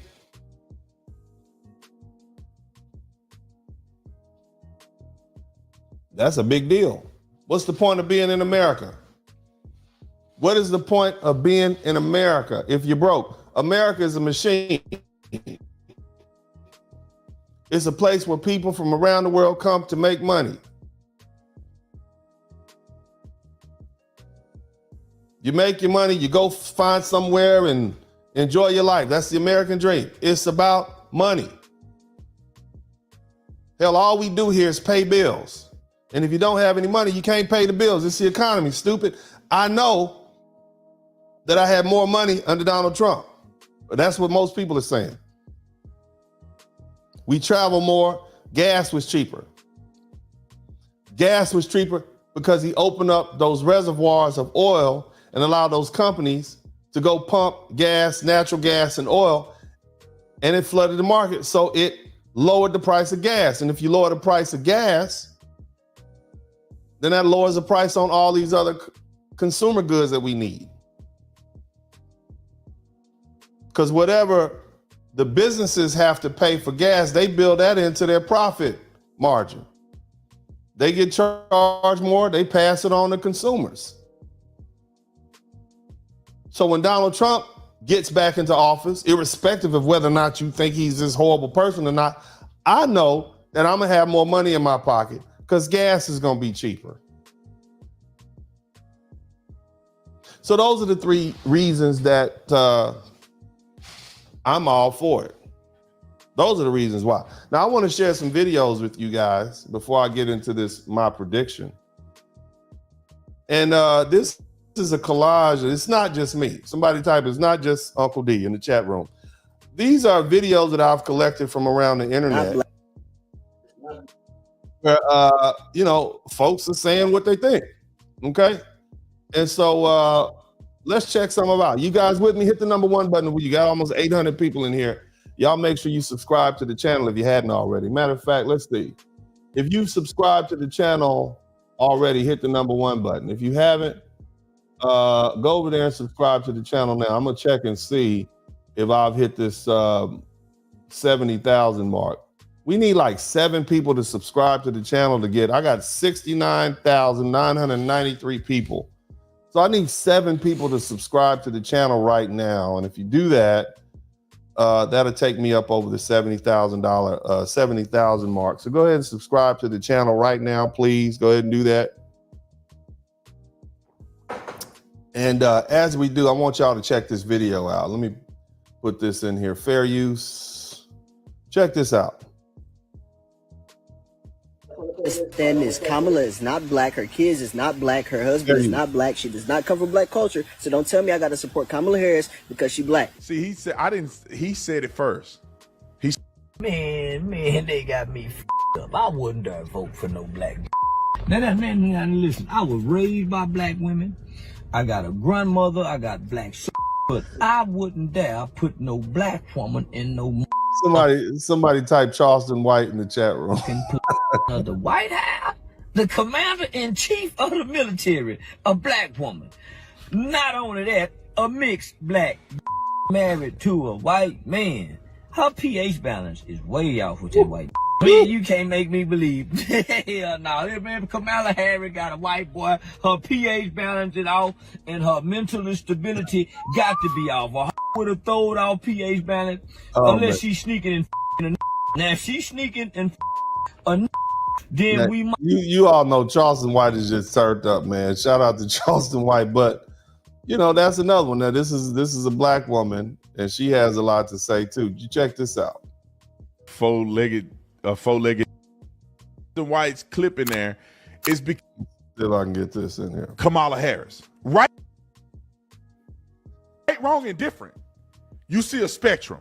Keep rolling. Y'all hit the number getting one it. button. President Biden done dropped out of the race. He endorses Kamala Harris. Kamala have not done anything but laugh for the last 3.5 years. She ain't did nothing but laugh her way through the last 3.5 years. I mean, and the dialogue, the talks that she did. So this woman is saying all this woman does is just laugh. We can't even take her seriously. You see what I mean? So let's keep it. So you know these are more people. So it's not just me. Okay. Now let's check out this video here. We got another sister here. Asked me why I didn't vote for Kamala Harris and how could I be so anti-black woman. Let me show you. She put over 1,500 people in jail for marijuana violations and then laughed about it when she was asked if she ever smoked marijuana. She blocked evidence. She blocked evidence that would have freed an innocent man from death row. This is Tulsi Gabbard. This is another Democrat saying this about her at the debate that happened back in 2020. So for all of you all trying to defend her, saying that she didn't do that, everybody knows she did. She doesn't deny it. She specifically targeted black men and black women to try to get brownie points. And you have to consider that. Why would black men vote for this woman? She doesn't even consider herself black. And if she does, she's the worst kind of black. Sorority aside, black college aside, why would we vote for this woman? If Kamala Harris represented herself as a white woman, you all would call her racist. So why would we do that? Let's keep listening. The courts forced her to do so. She kept people in prison beyond their sentences to use them as cheap labor for the state of California. And she fought to keep cash bail system in place that impacts poor people in the worst kind of way. Thank you. The only reason that Joe Biden brought her in is because he wanted to secure the black vote to try to mask his horrible reputation. But they pretty much the same. They they target black men. They try to get kudos from the dominant society, and that's how they work their way up through the system. This is this woman, along with some of her other questionable behavior. So while you were standing in line in your chucks and pearls, thinking that she was a black woman because she went to all the right schools, she pledged to right people because everybody. Somebody typed chucks and pearls in the chat room. All Kamala did was use you all as black people. That's all she did. She pretended to be black long enough to work her way up to the top. That's what it seems like. Everybody knows that the black vote is the unknown variant. That means that they truly show up for what it is that they support. And the black community embraced and supported Kamala. When Kamala got in office, she told y'all that she wasn't black. Yep. And she identified as otherwise after she had utilized your educational system, your support, your fraternities, your sororities. Think about that. After she faked being black all the way to the top, she faked being, somebody typed chucks and pearls in the chat room. She faked her way all the way to the top, saying she was black. AKAs, y'all let them in. Howard University, she took the spot of some good black woman who could have been in there. And then when she finally got to the top, she said, "Oh, I ain't black." Think about that. Talk about a head fake. Somebody type chucks and pearls in the chat room. And she turned around and gave you her kiss. Y'all gonna vote for her again? Inquiring minds. Y'all women, you better not do that bull. Don't do it. Do not do it. Now here's another one. You seen Biden. Of the two evils, which? Now this is Dr. Umar Johnson. Now I've had some differences between him because I just think him as being, I see him as being pandering to black women to the point that it is bad for the black community because black women need somebody to correct them in a loving way, as opposed to in an honest way. And that doesn't necessarily mean that that won't hurt their feelings, but the bottom line is this man has a platform, but instead of using that platform to be honest and open and to put black women in their place in a loving manner, you ain't got to be cussing them out and calling them all names, but call them out on their bad behavior. He said, no, sis, this is not your fault, which gives them reason to continue forward. Nevertheless, on this particular topic, he said some very poignant things. I want you all to listen. Fair use. Which one is the lesser of the two? Which one is lesser? I can't tell which one is lesser. They're both bad. They're both bad. We know Kamala Harris don't like black men because she made her whole career locking them up. We know Kamala Harris doesn't like black men because she spent her whole life locking them up. I mean, makes sense to me, right? Let's keep listening. And she married to a white man. And let me say this, Art. This could backfire on the Democratic Party. I'm going to tell you why. To white America, Kamala Harris to them is Barack Obama with a female's face. Even though Obama has not endorsed her. And I'm going to be honest with you, Art, that could be politically motivated. Barack Obama may publicly be saying he doesn't endorse VP Kamala Harris for President of the United States, so it doesn't appear to the American people that she will simply be Barack Obama's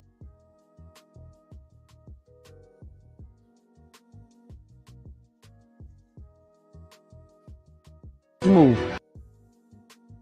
Lock up a brother for when she was the AG in California. A Negro knew, a black man knew that he was dead in the water. He was dead in the water. Matter of fact, you don't need a trial. You might as well go to jail if you appear before her, because she took pride in locking up black folk. And now all of a sudden she took pride. Trying to be sister girl. I'm telling it. Check out her record. She locked the. This woman is not supported by black people. Look, I've been fighting it out on my Facebook page all day with some of the brothers, and I'm like, brother, and I'm talking about my fraternity brothers, and I'm like, bro, I'm not voting for, I don't care how many AKAs tell me or whatever, I'm not voting for this woman. You got all these different people. They seem to think that black people are just gonna line up and get behind this. Barack Obama didn't have this much pushback. He didn't have this much pushback. So what do you think is gonna happen? You think I got people telling me she's gonna win. Okay, this is what a preacher is saying from the pulpit. Us up left and right. Yes, she did. Yes, she did. Yes, she did. Yes, you did, Kamala, however I should pronounce it, you did. And now we're supposed to forget all that stuff. And she boasted in California that she was one of the first. I got the tape queued, but my time's up to date. One of the first I showed you Thursday night to perform a same-sex marriage. Y'all want to see it? And so, on top of that, right? What is the Rainbow Coalition? How does that benefit us? Again, her own people are calling her out. Okay.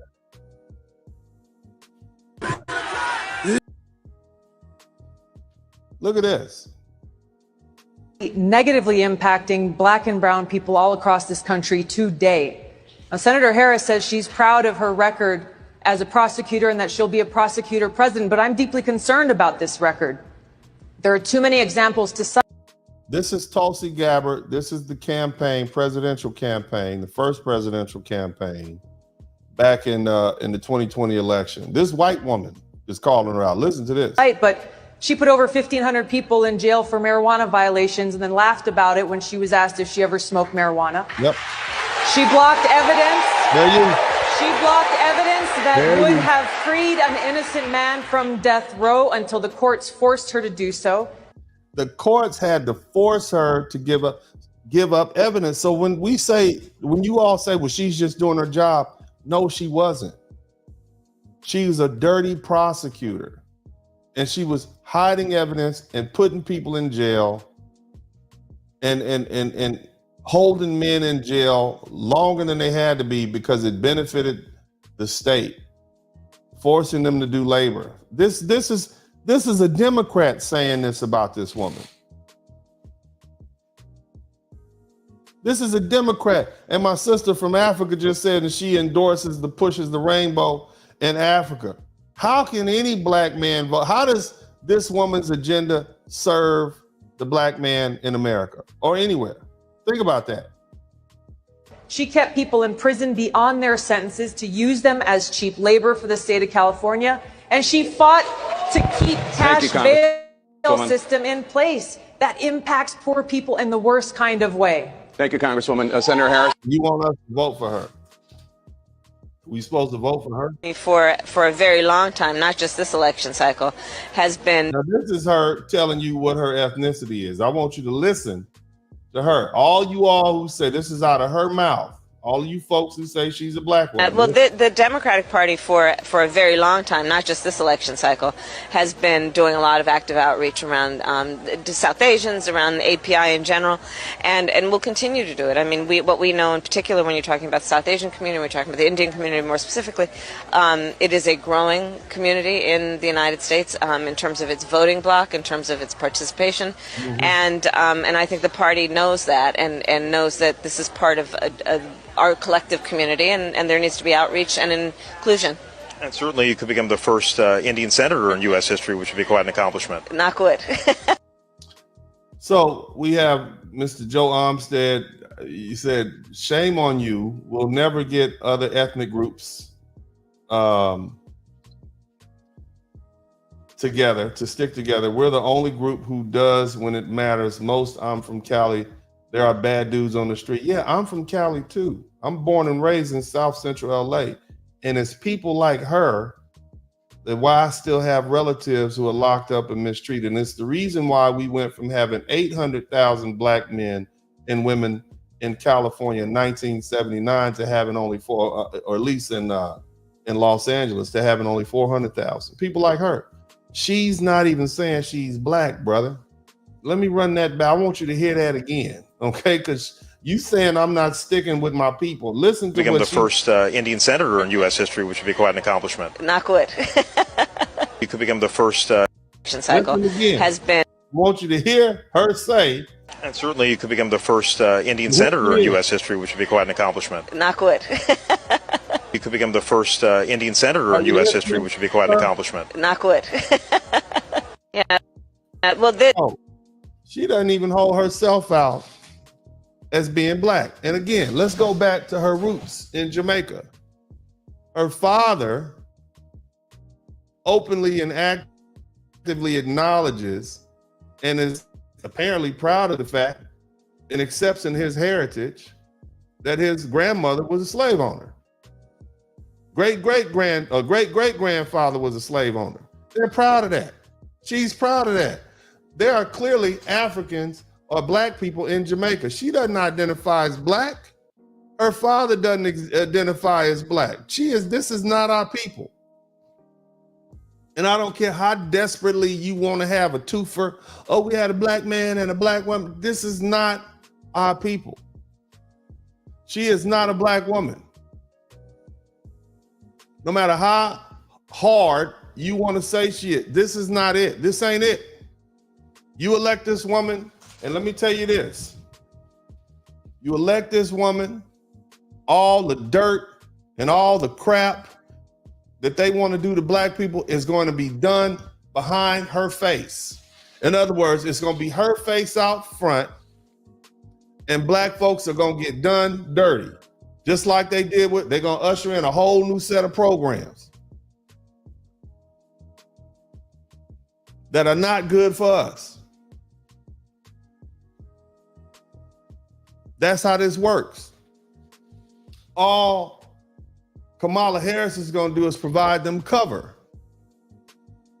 to do all the mean, nasty things they've been wanting to do. Look, man, you got to open up, man. You got to chill out with the identity politics. We're not doing identity politics over here. We're beyond that. We're more sophisticated than that. That failed experiment happened with Barack Obama. We're not doing that anymore.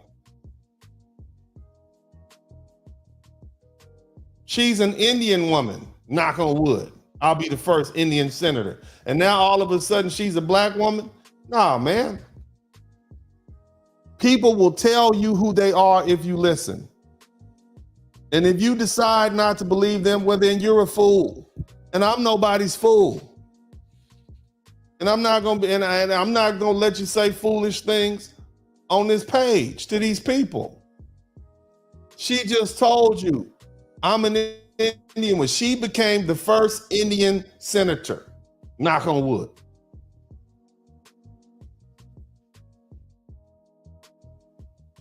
So let's not make an emotional decision.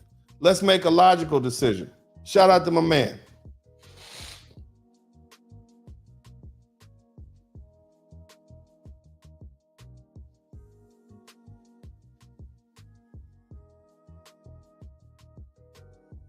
Hit the number 1 button.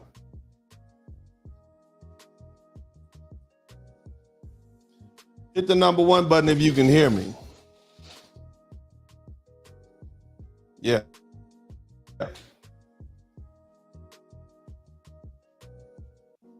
Kamala Harris. Dear black men, please remain strong. There's going to be a pressure on us to vote Democratic and for us to endorse Kamala Harris. Do not fall for the symbolism. Do not fall for the chucks and pearls. As black men, our vote is highly needed. And that's her new name, Chucks and Pearls. You hear me? You hear this, brother? This brother is telling you. He is telling you the same thing I'm telling you. No more emotional decisions, brothers. No more emotional decisions.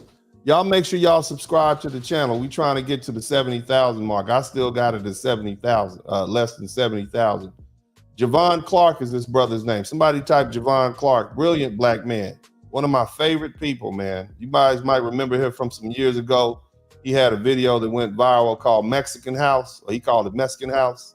And he said, I know they're not better than us. So shout out to the good brother, Javon Clark. Met him in person. He came out here to Houston. He's actually on my TV show, Co-Parenting with the Sperlings, on one of the last episodes in the 2nd season. And man, he was funny. He was so hilarious, him and his wife. They came out to hang out with me and my ex-wife and my sons. They were real little at the time. So shout out to brother Javon Clark, one of my favorite online personalities. But let's listen to what he said. As black men, our vote is highly needed. And there's already talk about black men can't be trusted to vote for Kamala Harris. Well, you're exactly right. We're not falling for the you're not black if you don't vote for Joe Biden. We're going to logically make an informed decision. Kamala Harris has already went on record saying she would not pass any bills or laws that would directly benefit African Americans. So black men, let's be very careful. Let's be able to deal with the criticism. Let's be able to deal with being called sellouts. Let's be able to deal with being called racist. Because right now, the Democratic Party needs our vote for Kamala Harris to be president. And they're already saying we can't be trusted. Well, you're right. We can't be trusted. We're going to make an informed decision. Kamala Harris, sit down. What are you willing to do for the black race other than falsely represent us as a black woman with chucks and pearls in your sorority? Black men, it's going to get hard. We are under attack, but we must remain strong. Amen to that. Amen to that. Shout out to the good brother Javon Clark. So, you know, I think I've said enough. I think you guys get where I'm coming from. Shout out to everybody who contributed to the super chat, the Cash App, and the PayPal.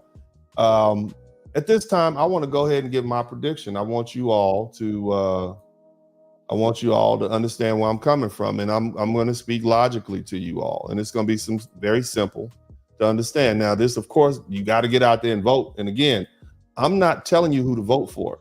I don't want anybody in my comment section to say I'm saying vote for this one or that one. That's not what I'm saying.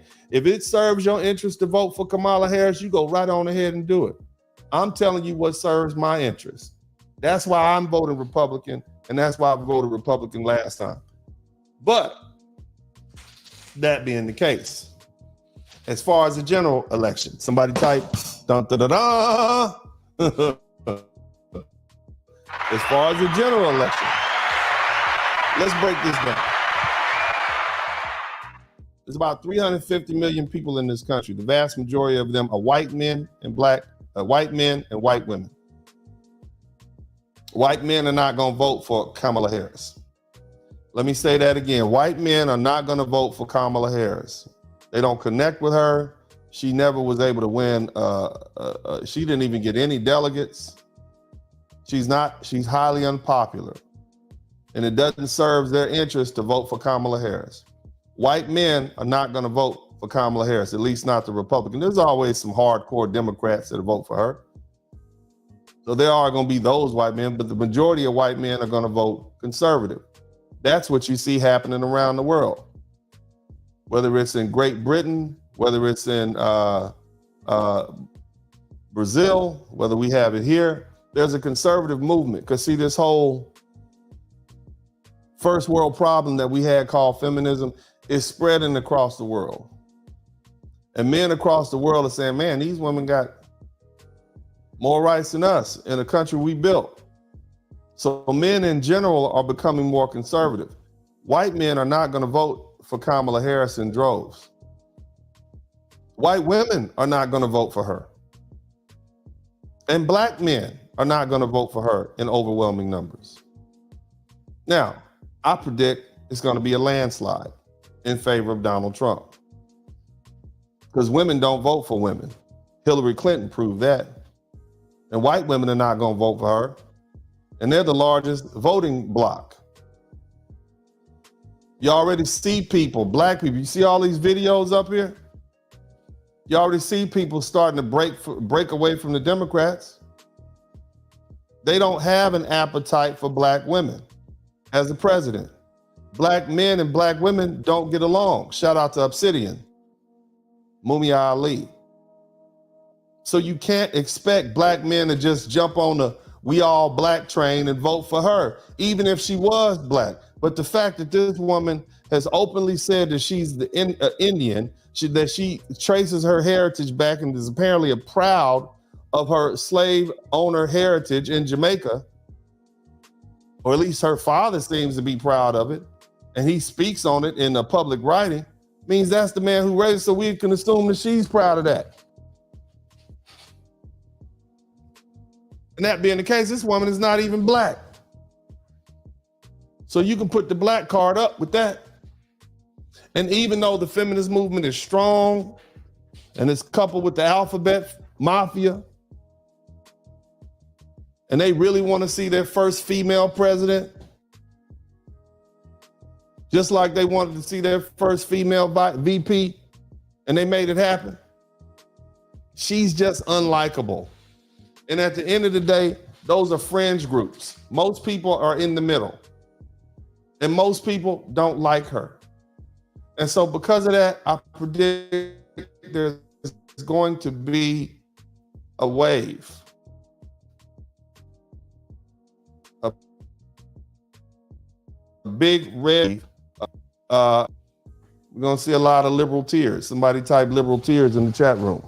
That's what I think. And we'll see what happens. Nevertheless, if you've learned something, if you appreciate what I've done, make sure you contribute to the Super Chat, the Cash App, and the PayPal, which is rolling across the bottom of the screen. But as I said before, I got a big treat for you guys. And as the music plays from this new song that was cut by Big Bass Life, man, he is dope. Somebody type Big Bass Life, and you guys don't know who Big Bass Life is, man. He is probably one of the most prolific artists, at least on these YouTube streets, man. So shout out to him. And y'all make sure y'all, if you heard something you like, man, go ahead and contribute to the Super Chat, the Cash App, and the PayPal. And when I come back, we'll interact with everybody. We'll read the comments. I want to hear what you have to say. Go ahead and do what you got to do. But in the meantime, this is Uncle D. Check this out. This is Big Bass Life. We still winning. Boom. Look, you might not like it, but that's still who we are. That exuberance, that flamboyantness. That's the black man. And below, I see athleticism, I see timing, I see soul. I promise you, if that was a white man out there dancing like that, moving and had that sort of timing, you all would be okay with it. And I'm telling you, it's okay to be okay with it. It's appropriate.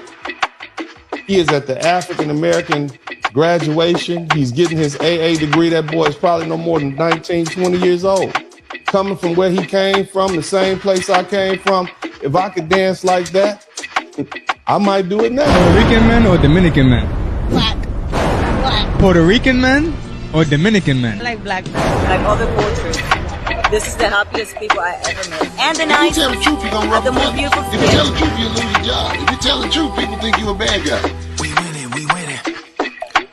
We foundation inventors over here. Black men been building and contending over here. Gender wars have started, lot of sinning over here. Trying to get it together, no pretending over here. God's plan is real, they attacking the original. How you want protection in your section, hypocritical. How you want a real man, think it's so cynical. Number one, in hospital deaths, talking clinical. Depression turn 50, die alone, it's preventable. You can't even wear your own hair using chemicals. You won't even listen to your man, not identical. You having them Drake babies, we not feeling you. Time is running out, you can't hide, we revealing you. Ain't nobody ever told the lies that we see in you. Divest, vanilla up your pie, still invisible. That's why we fly to friendly skies, and here's the proof. Yeah, baby, we winning over here. No drama, no mamas, yeah, we winning over here. Options, we got options, we winning over here. Why take a L when we winning over here? This when it feels like we winning over here. Celebrate, they hate while we winning over here. Smell that, that's confidence, we winning over here. Passport, no doubt, cause we winning over here. We winning over here. Man. Can't wait to get back to Thailand, man. Got on my Bangkok shirt, man. I'll be back out there. Oh, yeah, I'm ready. I'm just peace, relaxation. You had enough of the Matrix? Oh, man, I already had enough. When I got back, almost 2 months ago. Different. What I tell you, when you come back, everything. Oh yeah, always. We winning over here. Jump the blizzard jumps. Jump the blizzard, yeah, the blizzard jumps. Jump the blizzard, yeah, the blizzard jumps. Jump the blizzard, cause the blizzard jumps. Finances are short, so they taking from the men. Open up them borders, let them immigrants come in. Dilute the water, so you sipping from the sin. Bioengineered all the food that's going in. This is science meat. FDA approved science meat, of course. It was grown in a vat instead of inside an animal's body. And I'm about to chow down on it.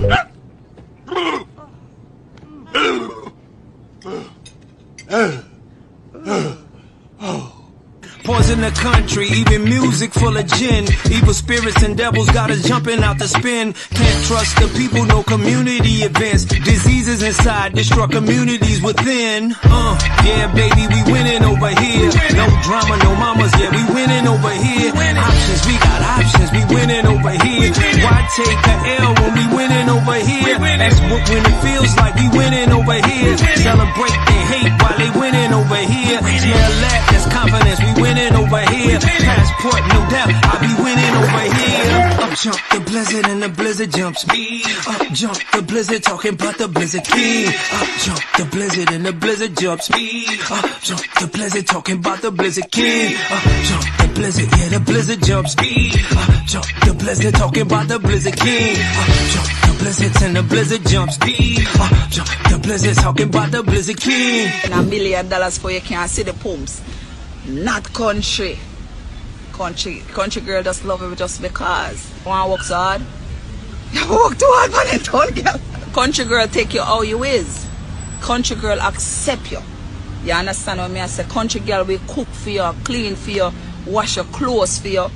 Make sure wipe out mat out your eye for you, dig out your nose for you, bust your bum for you, turn in no time for I'm that. trying to see what that be like right there. Look, be that. One jet means forward. You requested it, so we rewound. Yeah, baby, we winning over here. No drama, no mamas, yeah, we winning over here. Options, we got options, we winning over here. Why take a L when we winning over here? That's what when it feels like we winning over here. Celebrate they hate while they they winning over here. Smell that, that's confidence, we winning over here. Passport, no doubt, I be winning over here. Up jump the blizzard and the blizzard jumps me. Up jump the blizzard, talking about the blizzard king. Up jump the blizzard and the blizzard jumps me. Up jump the blizzard, talking about the blizzard king. Up jump the blizzard, yeah, the blizzard jumps me. Up jump the blizzard, talking about the blizzard king. Up jump the blizzards and the blizzard jumps me. Up jump the blizzard, talking about the blizzard king. We winning, we winning, we winning, we winning, winning, winning, we winning, we winning, we winning, we winning. We winning, we winning, we winning, we winning, winning, winning, we winning, we winning, we winning, we winning. We winning, we winning, we winning, we winning, winning, winning, we winning, we winning, we winning, we winning. We winning, we winning, we winning, we winning, winning, winning, we winning, we winning, we winning, we winning. And then you wonder why brothers want to get on the airplanes and go other places. Half the time we could deal with the women, it's you dudes. You self-hating, selfish, narcissistic black men that we don't want to be around. We can't enjoy anything. Because if we got 2 nickels more to rub together, then you want to come hit us upside the head and take it.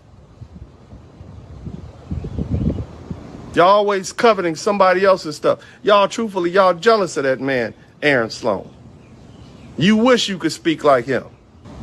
He was too proud, and so y'all wanted to break him down, just like the slave catcher DNA that's running through your blood.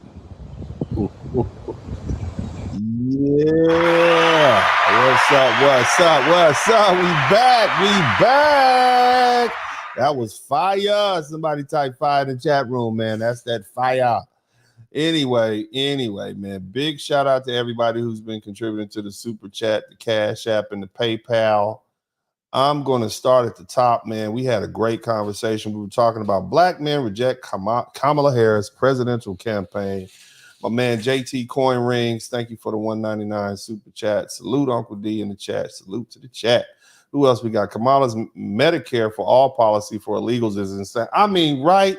American citizens can't even get it, but illegals can. She should never see power.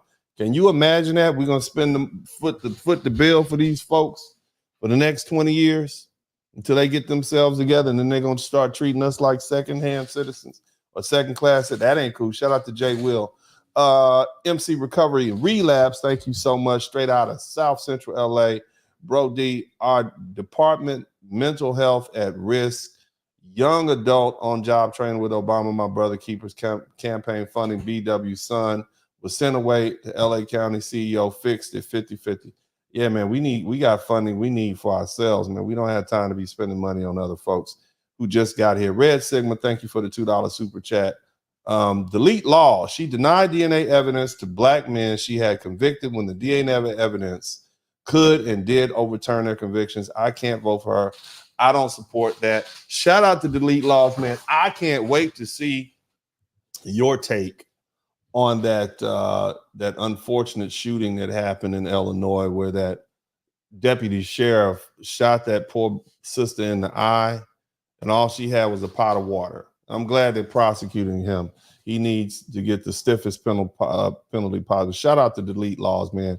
I'd like to, I'm gonna have to come visit with you soon, man. Thank you so much for the donation of $20. Zeta Zintendo, Blizzard King, knowledge I've learned so much from watching you and the lead attorney. I love seeing black men on this channel together sharing knowledge. Yeah, man, that's what we're here to do, man. You got some high paid professionals over here, and you know, I might be a little off. I might be a little off-putting to many people, but that's why they call me Uncle D. I'm gonna say some things to you in a way that your relative would say. I don't hold back. And again, you know, I know that my brothers are listening, man, and I know they appreciate somebody being an advocate for them. So thank you so much, and thank you to everybody. Brian Turner, based on her background, Uncle D, Kamala Harris sounds like a bit of a Karen. Yeah, she's a Karen, and that's saying it lightly, man. It's not so. I don't want to call her president, though. That's the thing. Big shout out to Magnum Brute Vibes Low, member since 7 months. He over there organizing the hell out of that evidence locker. He sure is, man. Shout out to you, man. And I know, look, all the videos I've done for the past 3 years, they're in membership. If you want to catch up, some of the greatest stuff, how to become the man around town, the passport bros things, how to work your way through. I'll connect you with a lot of people, a lot of from stockbrokers to attorneys. You can look them up online and you can get yourself set up, man. You know what I'm saying? So you guys want to learn something, man, go to that membership and check it out. Matter of fact, Javon is on there. Javon Clark is one of the first people I interviewed. Much respect to him. Who else we got in here? AWS 21. Hey, shout out to you, new member. Thank you so much, fam. Welcome. Another one, TIQS. How is Uncle D not 70,000 subscribers yet? Hit the subscribe button. See, bro, what happened was I'm suing YouTube and Google for what I think is possibly them, maybe, perhaps, taking money from content creators and taking money from subscribers. And so they have purposely targeted my channel to suppress the numbers. But, they probably can't get rid of me, because if they get rid of me, I'm going to call it retaliation and add another lawsuit in there for them. So they kind of want to suppress my numbers. So the way you fight past that is you just go ahead and make sure you're still subscribed, because they might unsubscribe 70 people in a week. And so you got to subscribe. So 75 people have to subscribe for me to get an additional 5. That's what's going on. So make sure if you haven't subscribed, subscribe now. But they always, if I was on here talking about absolutely nothing, then, it wouldn't be a problem. Nevertheless, thank you so much for the concern. And who else we got in here? Shaft Brown. Thank you so much for the $5 super chat. Big shout out to you. LJ, thank you for the $2, man. Appreciate you, fam. Tiffany Estelle, thank you so much for the $9.99 super sticker. I appreciate you so much, sweetie. Big shout out to GJ. Thank you for the $2, Mike. And Martin, thank you to TIQS. Thank you so much for the membership. Subscribers achieved. Yeah, okay. So we got 70,000. I'm going to have to check that real quick. Thank you so much. And Gail at night, congratulations on hitting 70,000 subscribers. So I really hit it. Let me see. Did I hit it? Hold on a minute. Let me see here. Did I hit it? Did I get to 70,000? Hey, look at that. I'm at 70,000, not just 70,000, but 70,005 subscribers. Big shout out, man. I remember back when I had less than 1,000 people. That was 3 years ago. So that's pretty good for me, especially considering that I don't have anything fancy going on back here. No fancy signs. I don't even think, this is pretty much where it's been either. So you guys come here for great conversation and intellectually stimulating back and forth. That's why you come here. So that makes me happy. There's no fluff here. You know what I mean? It's all substance, and that's pretty cool. I like that. I like that being my legacy. Eddie B, thank you for the $20. Thank you so much. He said, great points, Uncle D. I'm really glad that you played this video. This is exactly what killed her presidential run back in 2020. She's never been held account for actions. She'll be vetted and it all come out. Yeah, this little happy feeling that they're having right now, this is going to end soon. Once all that stuff starts popping up, it's not going to be good. Okay. And so, we'll see how it pans out in the next few weeks. JTF, thank you so much for the $5. The only time Kamala had any black in her is when she was with Willie Brown. Bro, that's ugly, bro. You being ugly. That's really ugly of you to say that. You saying she's black by injection. That's what you saying. That's sad, brother. That was very mean of you to say that. I was trying to keep this above a board and stay out of the gutter. But y'all clearly wanted to go in the gutter with this. Yeah, y'all, boy, that's cool. Shout out to Jake. And you got all that for $5, man. Well, that's pretty cool, man. Shout out to Michelle. He says, Michelle says, she's not with us. She's not. Somebody type, she's not with us in the chat room over there trying to steal Kendrick Lamar's stuff. She's not with us. Kendrick Lamar, you got some homeboys in jail right now because of her. Okay? She is not like us. Keep that in mind. All right. Shout out to Queen Candace, Kandaki, Amani Reynes. Shout out to you. You are so right, Uncle D. Thank you so much, sweetheart. I appreciate you. God bless you. Thank you for that $10 too. My favorite colors, black and gold. There we go. Clyde, FBA Green. Salute, Replay Gang. Yeah, man. Y'all got to come on here. If I'm going to be live, y'all need to be live with me. So shout out to you, man. Thank you so much. TIQS. Black Men Winning, Passport Bros, sign the International Quiet Storm.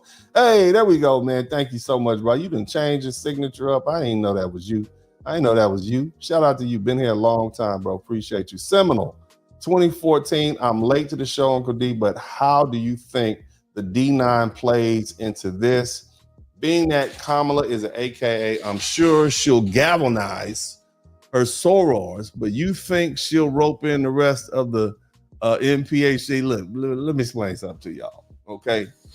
Let me. I want y'all looking. Now, those of you guys know, I'm a hard pledging brother of Alpha Phi Alpha Fraternity Incorporated. And without revealing too much information, we are not, there's only one fraternity and sorority that are actually brothers and sisters. And that is Phi Beta Sigma and Zeta Phi Beta. They actually are part of each other's charter. The rest of us just kind of paired up. You know, some brothers came down from Ithaca, New York at Cornell, and they went on down to Howard, and they met some fine women at Howard University. And they said, y'all need to start a little sorority. Y'all go and get your little sorority together. And you know, and the ladies down there decided to start Alpha Kappa Alpha Sorority Incorporated. As you know, my fraternity is Alpha Phi Alpha, but they're not tied together as organizations, okay? Nevertheless, a lot of you folks who aren't part of these Black Greek letter fraternities, and when I say Greek letter, it would be no different than if we use Black Roman numeral fraternities. They just use the Greek letters to distinguish, but we know we are not Greek. We know that we are Black. And I can't speak for the rest of the fraternities, but if you look at the symbolism of Alpha Phi Alpha, ours is African based, specifically Kemet or Egyptian. Even our moniker is an ape, which is traditionally an African animal, a great ape at that. So we're different. You see what I mean? Nevertheless, I mean, her sorority sisters, they can vote for her all they want to, but that's on them. I don't see why they would cheapen their sorority by putting themselves behind somebody whose interests don't align with the Black community as a whole. I get it. They want to be able to say, well, the first president of the United States, a Black female president, was a member of Alpha Kappa Alpha. I get you would want to say that, but you know, that doesn't mean that the rest of the brothers of all the different fraternities and the rest of all the different sororities are gonna vote for each other. Sometimes we don't even like each other. You understand what I'm saying? Sometimes we don't even get along like that. You see what I mean? Even in their fraternity, there are some differences in political views. I'm arguing with my fraternity brothers all day. So, you know, that's not going to work. She's going to have to earn these votes, period, irrespective of her sorority affiliation. That's not how that works. So, you know, that's how I think it'll play out. I think there's a lot of brothers, whatever fraternity, non-fraternity, whatever organization they may be in, they're not just going to give her vote, just give them her vote just because she's in a sorority. That's not how that works. My man, the kosher clinician, but thank you so much, brother. I see you, bro. Stay tuned. Yeah, man. Thank you so much. Always good to see you. Thank you for the 777. And who else we got in here? We got AWS 21st. Thank you for the $4 super stick. I appreciate you, fam. Good looking out. Eddie B. That's an old school name right there, Eddie B. Uncle D, I really appreciate the work you're doing and putting in. It's brothers like you who are opening eyes, minds, and making huge difference. Just like Kevin did. We miss that, brother, but at the same time, we love you. Man, I love you too, man. That's the thing, I do this for love. I could be somewhere curled up with my woman, eating some chicken, watching TV, and I'm out here talking to y'all. You know what I'm saying? Look, I'm already rich. I want y'all to understand that. I'm already rich. Uncle D is rich now, richer. So I appreciate the contributions, but I don't do this for money. I do this because I love. I want this to be part of my legacy. And that's why I take such pride in doing it. I want you guys to always remember that I told you that you were free men. I want you always to remember that that I told you guys that you have the freedom of choice to pick and choose your destiny. And the ultimate goal that I want for you all is to achieve peace of mind and happiness. Again, I don't care if you stay in this country, if you go to another country. I don't care if you get married, if you stay single for the rest of your life, have kids or not. I just want you to know that you're not bound by these mental shackles, this mental slavery that this country has placed upon black men that seems to always want to place us in a subservient position where we have to do what we're told. You are free men. There are great men who came before you who fought and died so that you could be free men. They fought in every war. They helped build this country. They shed blood, they sweated, they shed tears for you to have a better life. You are free men. You can leave this, or you can go somewhere and get something else, or you can take it and you can rebuild it. I don't want anybody telling you black men what to do. You're free men. That's what we preach on this page. Freedom, strength, integrity, hard work, efforts, dignity, pride. That's what I want you brothers, okay? So I do this, and it's the same thing that I tell my own sons, who I love more than my own life. So, you know, it behooves me to preach that same thing and put it out there in the world, because what you put out in the world comes back to you. So that's where I'm at. So shout out to you, Eddie B. Shout out to Vincent Robinson. Thank you so much. Thanks for telling the honest truth. Thanks for hard work, brother. I appreciate you, man. I appreciate you guys. Did y'all see that Project 25 thing? 2025 that was pretty good. People like that. But yeah, I put in a lot of work. I want quality out there. I may not be putting out as much material as I used to, but I think the quality has. Kevin Samuels told me to take this a lot more serious before he passed away.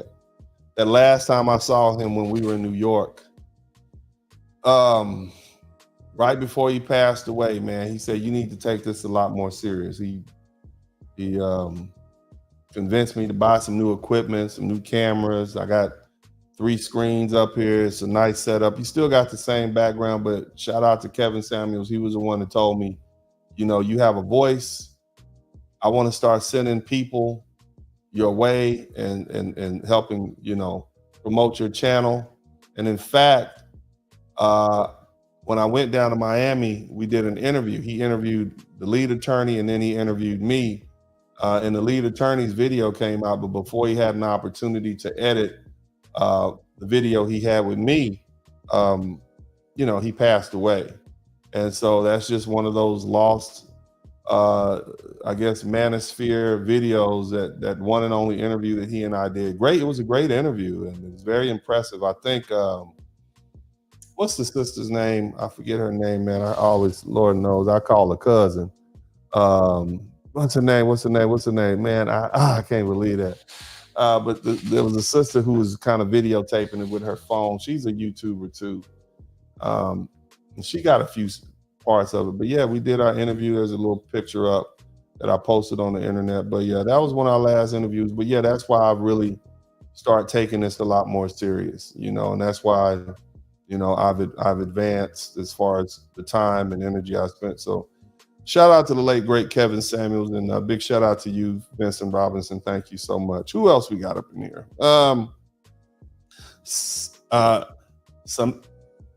Samani Wellback, thank you so much. Salute, Uncle D. Nothing to say except Kama Lakshmi doesn't have the potential votes to win the presidency. Yeah, it's gonna be hard for her. She couldn't even win her state. You know what I mean? She couldn't even win one set of delegates. Orangeville, Black Manosphere, we want our white master for president back in the office, not this black DEI woman. You got jokes. Shout out to you, man. Thank you so much. Who else we got? Her Salty Balls member since 17 months. Her dean and chapter sisters don't even like her. They didn't want her because she was a Kappa sweetheart. Oh, and they haven't heard from her since she graduated. Look, so a Kappa sweetheart. Shout out to the brothers of Kappa Alpha Psi. Speaking of Kevin Samuels, he was a member of Kappa Alpha Psi. So a Kappa sweetheart is not actually look at it. Come on here. You when you gonna go to bed? You're supposed to be in bed. You supposed to be sleeping in your bed. I'm up here working. When you gonna go to sleep? You supposed to been in your bed, man. What you smiling for? You supposed to be sleeping. You gonna do some push-ups, you gonna get in that bed. It's daddy's baby boy. Come over here. It's daddy's little baby boy. All right, you go get in the bed, all right? Say your prayers, okay? All right, son. He's supposed to be asleep. He big, but he little. He big and little at the same time. That boy, they said that boy gonna be 6'11". 6'11". Can you imagine all the food that I'm gonna have to pay for him? The boy wears a size 10 shoe. 6'11". Are you kidding? He 8 years old. He's gonna be a big one. Shout out to my little boy Elijah. But anyway, let's get back to Salty. Yeah, man, she's a Kappa sweetheart. I can see they kind of not feeling her on the real. But anyway, shout out to you, Deacon Salty Balls. You got to bring the sermons back. We need some more of those sermons. But anyway, those songs. Shout out to Frank Tate, said from the Lilith Tate channel. Hey, okay, bro. Thank you so much, man. I appreciate it. Welcome. Well, anyway, that seems to be all of our chats and cash apps and whatnot. Well, I should read the cash apps. Let me go ahead and read the cash apps out here. Let's see who we got. I will only read your last name. I won't read your first name because I know you guys want to keep it secret out here. So let's see who we got out here. Man, we got a good bit of them, I see. Shout out to everybody who contributed to this, to the Cash App. The Cash App is popping, man. It was for a minute. So you guys, last year when my channel went down, I realized I was making a lot more money on the Cash Apps, man. So shout out to the Cash Apps. I appreciate you guys. Mr. Booker, thanks for the work, man. No problem. Thank you so much. Mr. Derek, thank you, sir. Mr. Rader, powerful speech. Thank you, brother. Mark the Freelancer, good shout out to you, Mr. Paul. Thank you, Mr. Obadiah. Thank you so much for the $5. Justin Robinson, thank you so much, fam. I appreciate you. Bitcoin, thanks for the Bitcoin. Who else we got? Mr. Warmly. Thank y'all. I appreciate all that hard work. I appreciate what y'all do for me, man. You know, this makes it worth it, just interacting with you all. And this is how I'm able to keep my finger on the pulse of Black America, what brothers are dealing with and what they're talking about. I know because I interact with you all the time. And so it's really nothing that I kind of can tell you where brothers are going, you know, and how they feel and what they think. It's not that I'm some kind of fortune teller or something like that. I just see it. You know, I just see it because I see what y'all talking about. I predicted the Passport Bros were going to be, you know, after Kevin Samuels passed away. I told y'all he was holding back the floodgate.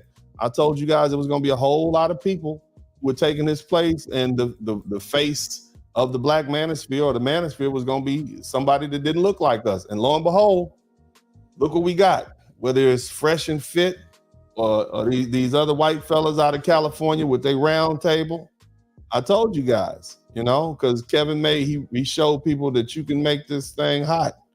And that's what happened, man. But I think I've done my work. I've done everything that I can do on this subject. I appreciate you guys. Shout out to everybody who came through. Shout out to everybody who contributed to the Super Chat, the Cash App, the PayPal. I appreciate y'all, man. God bless y'all.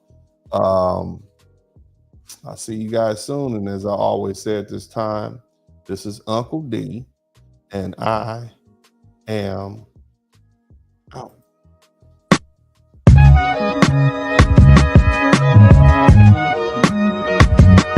Dennis Berlin Podcast.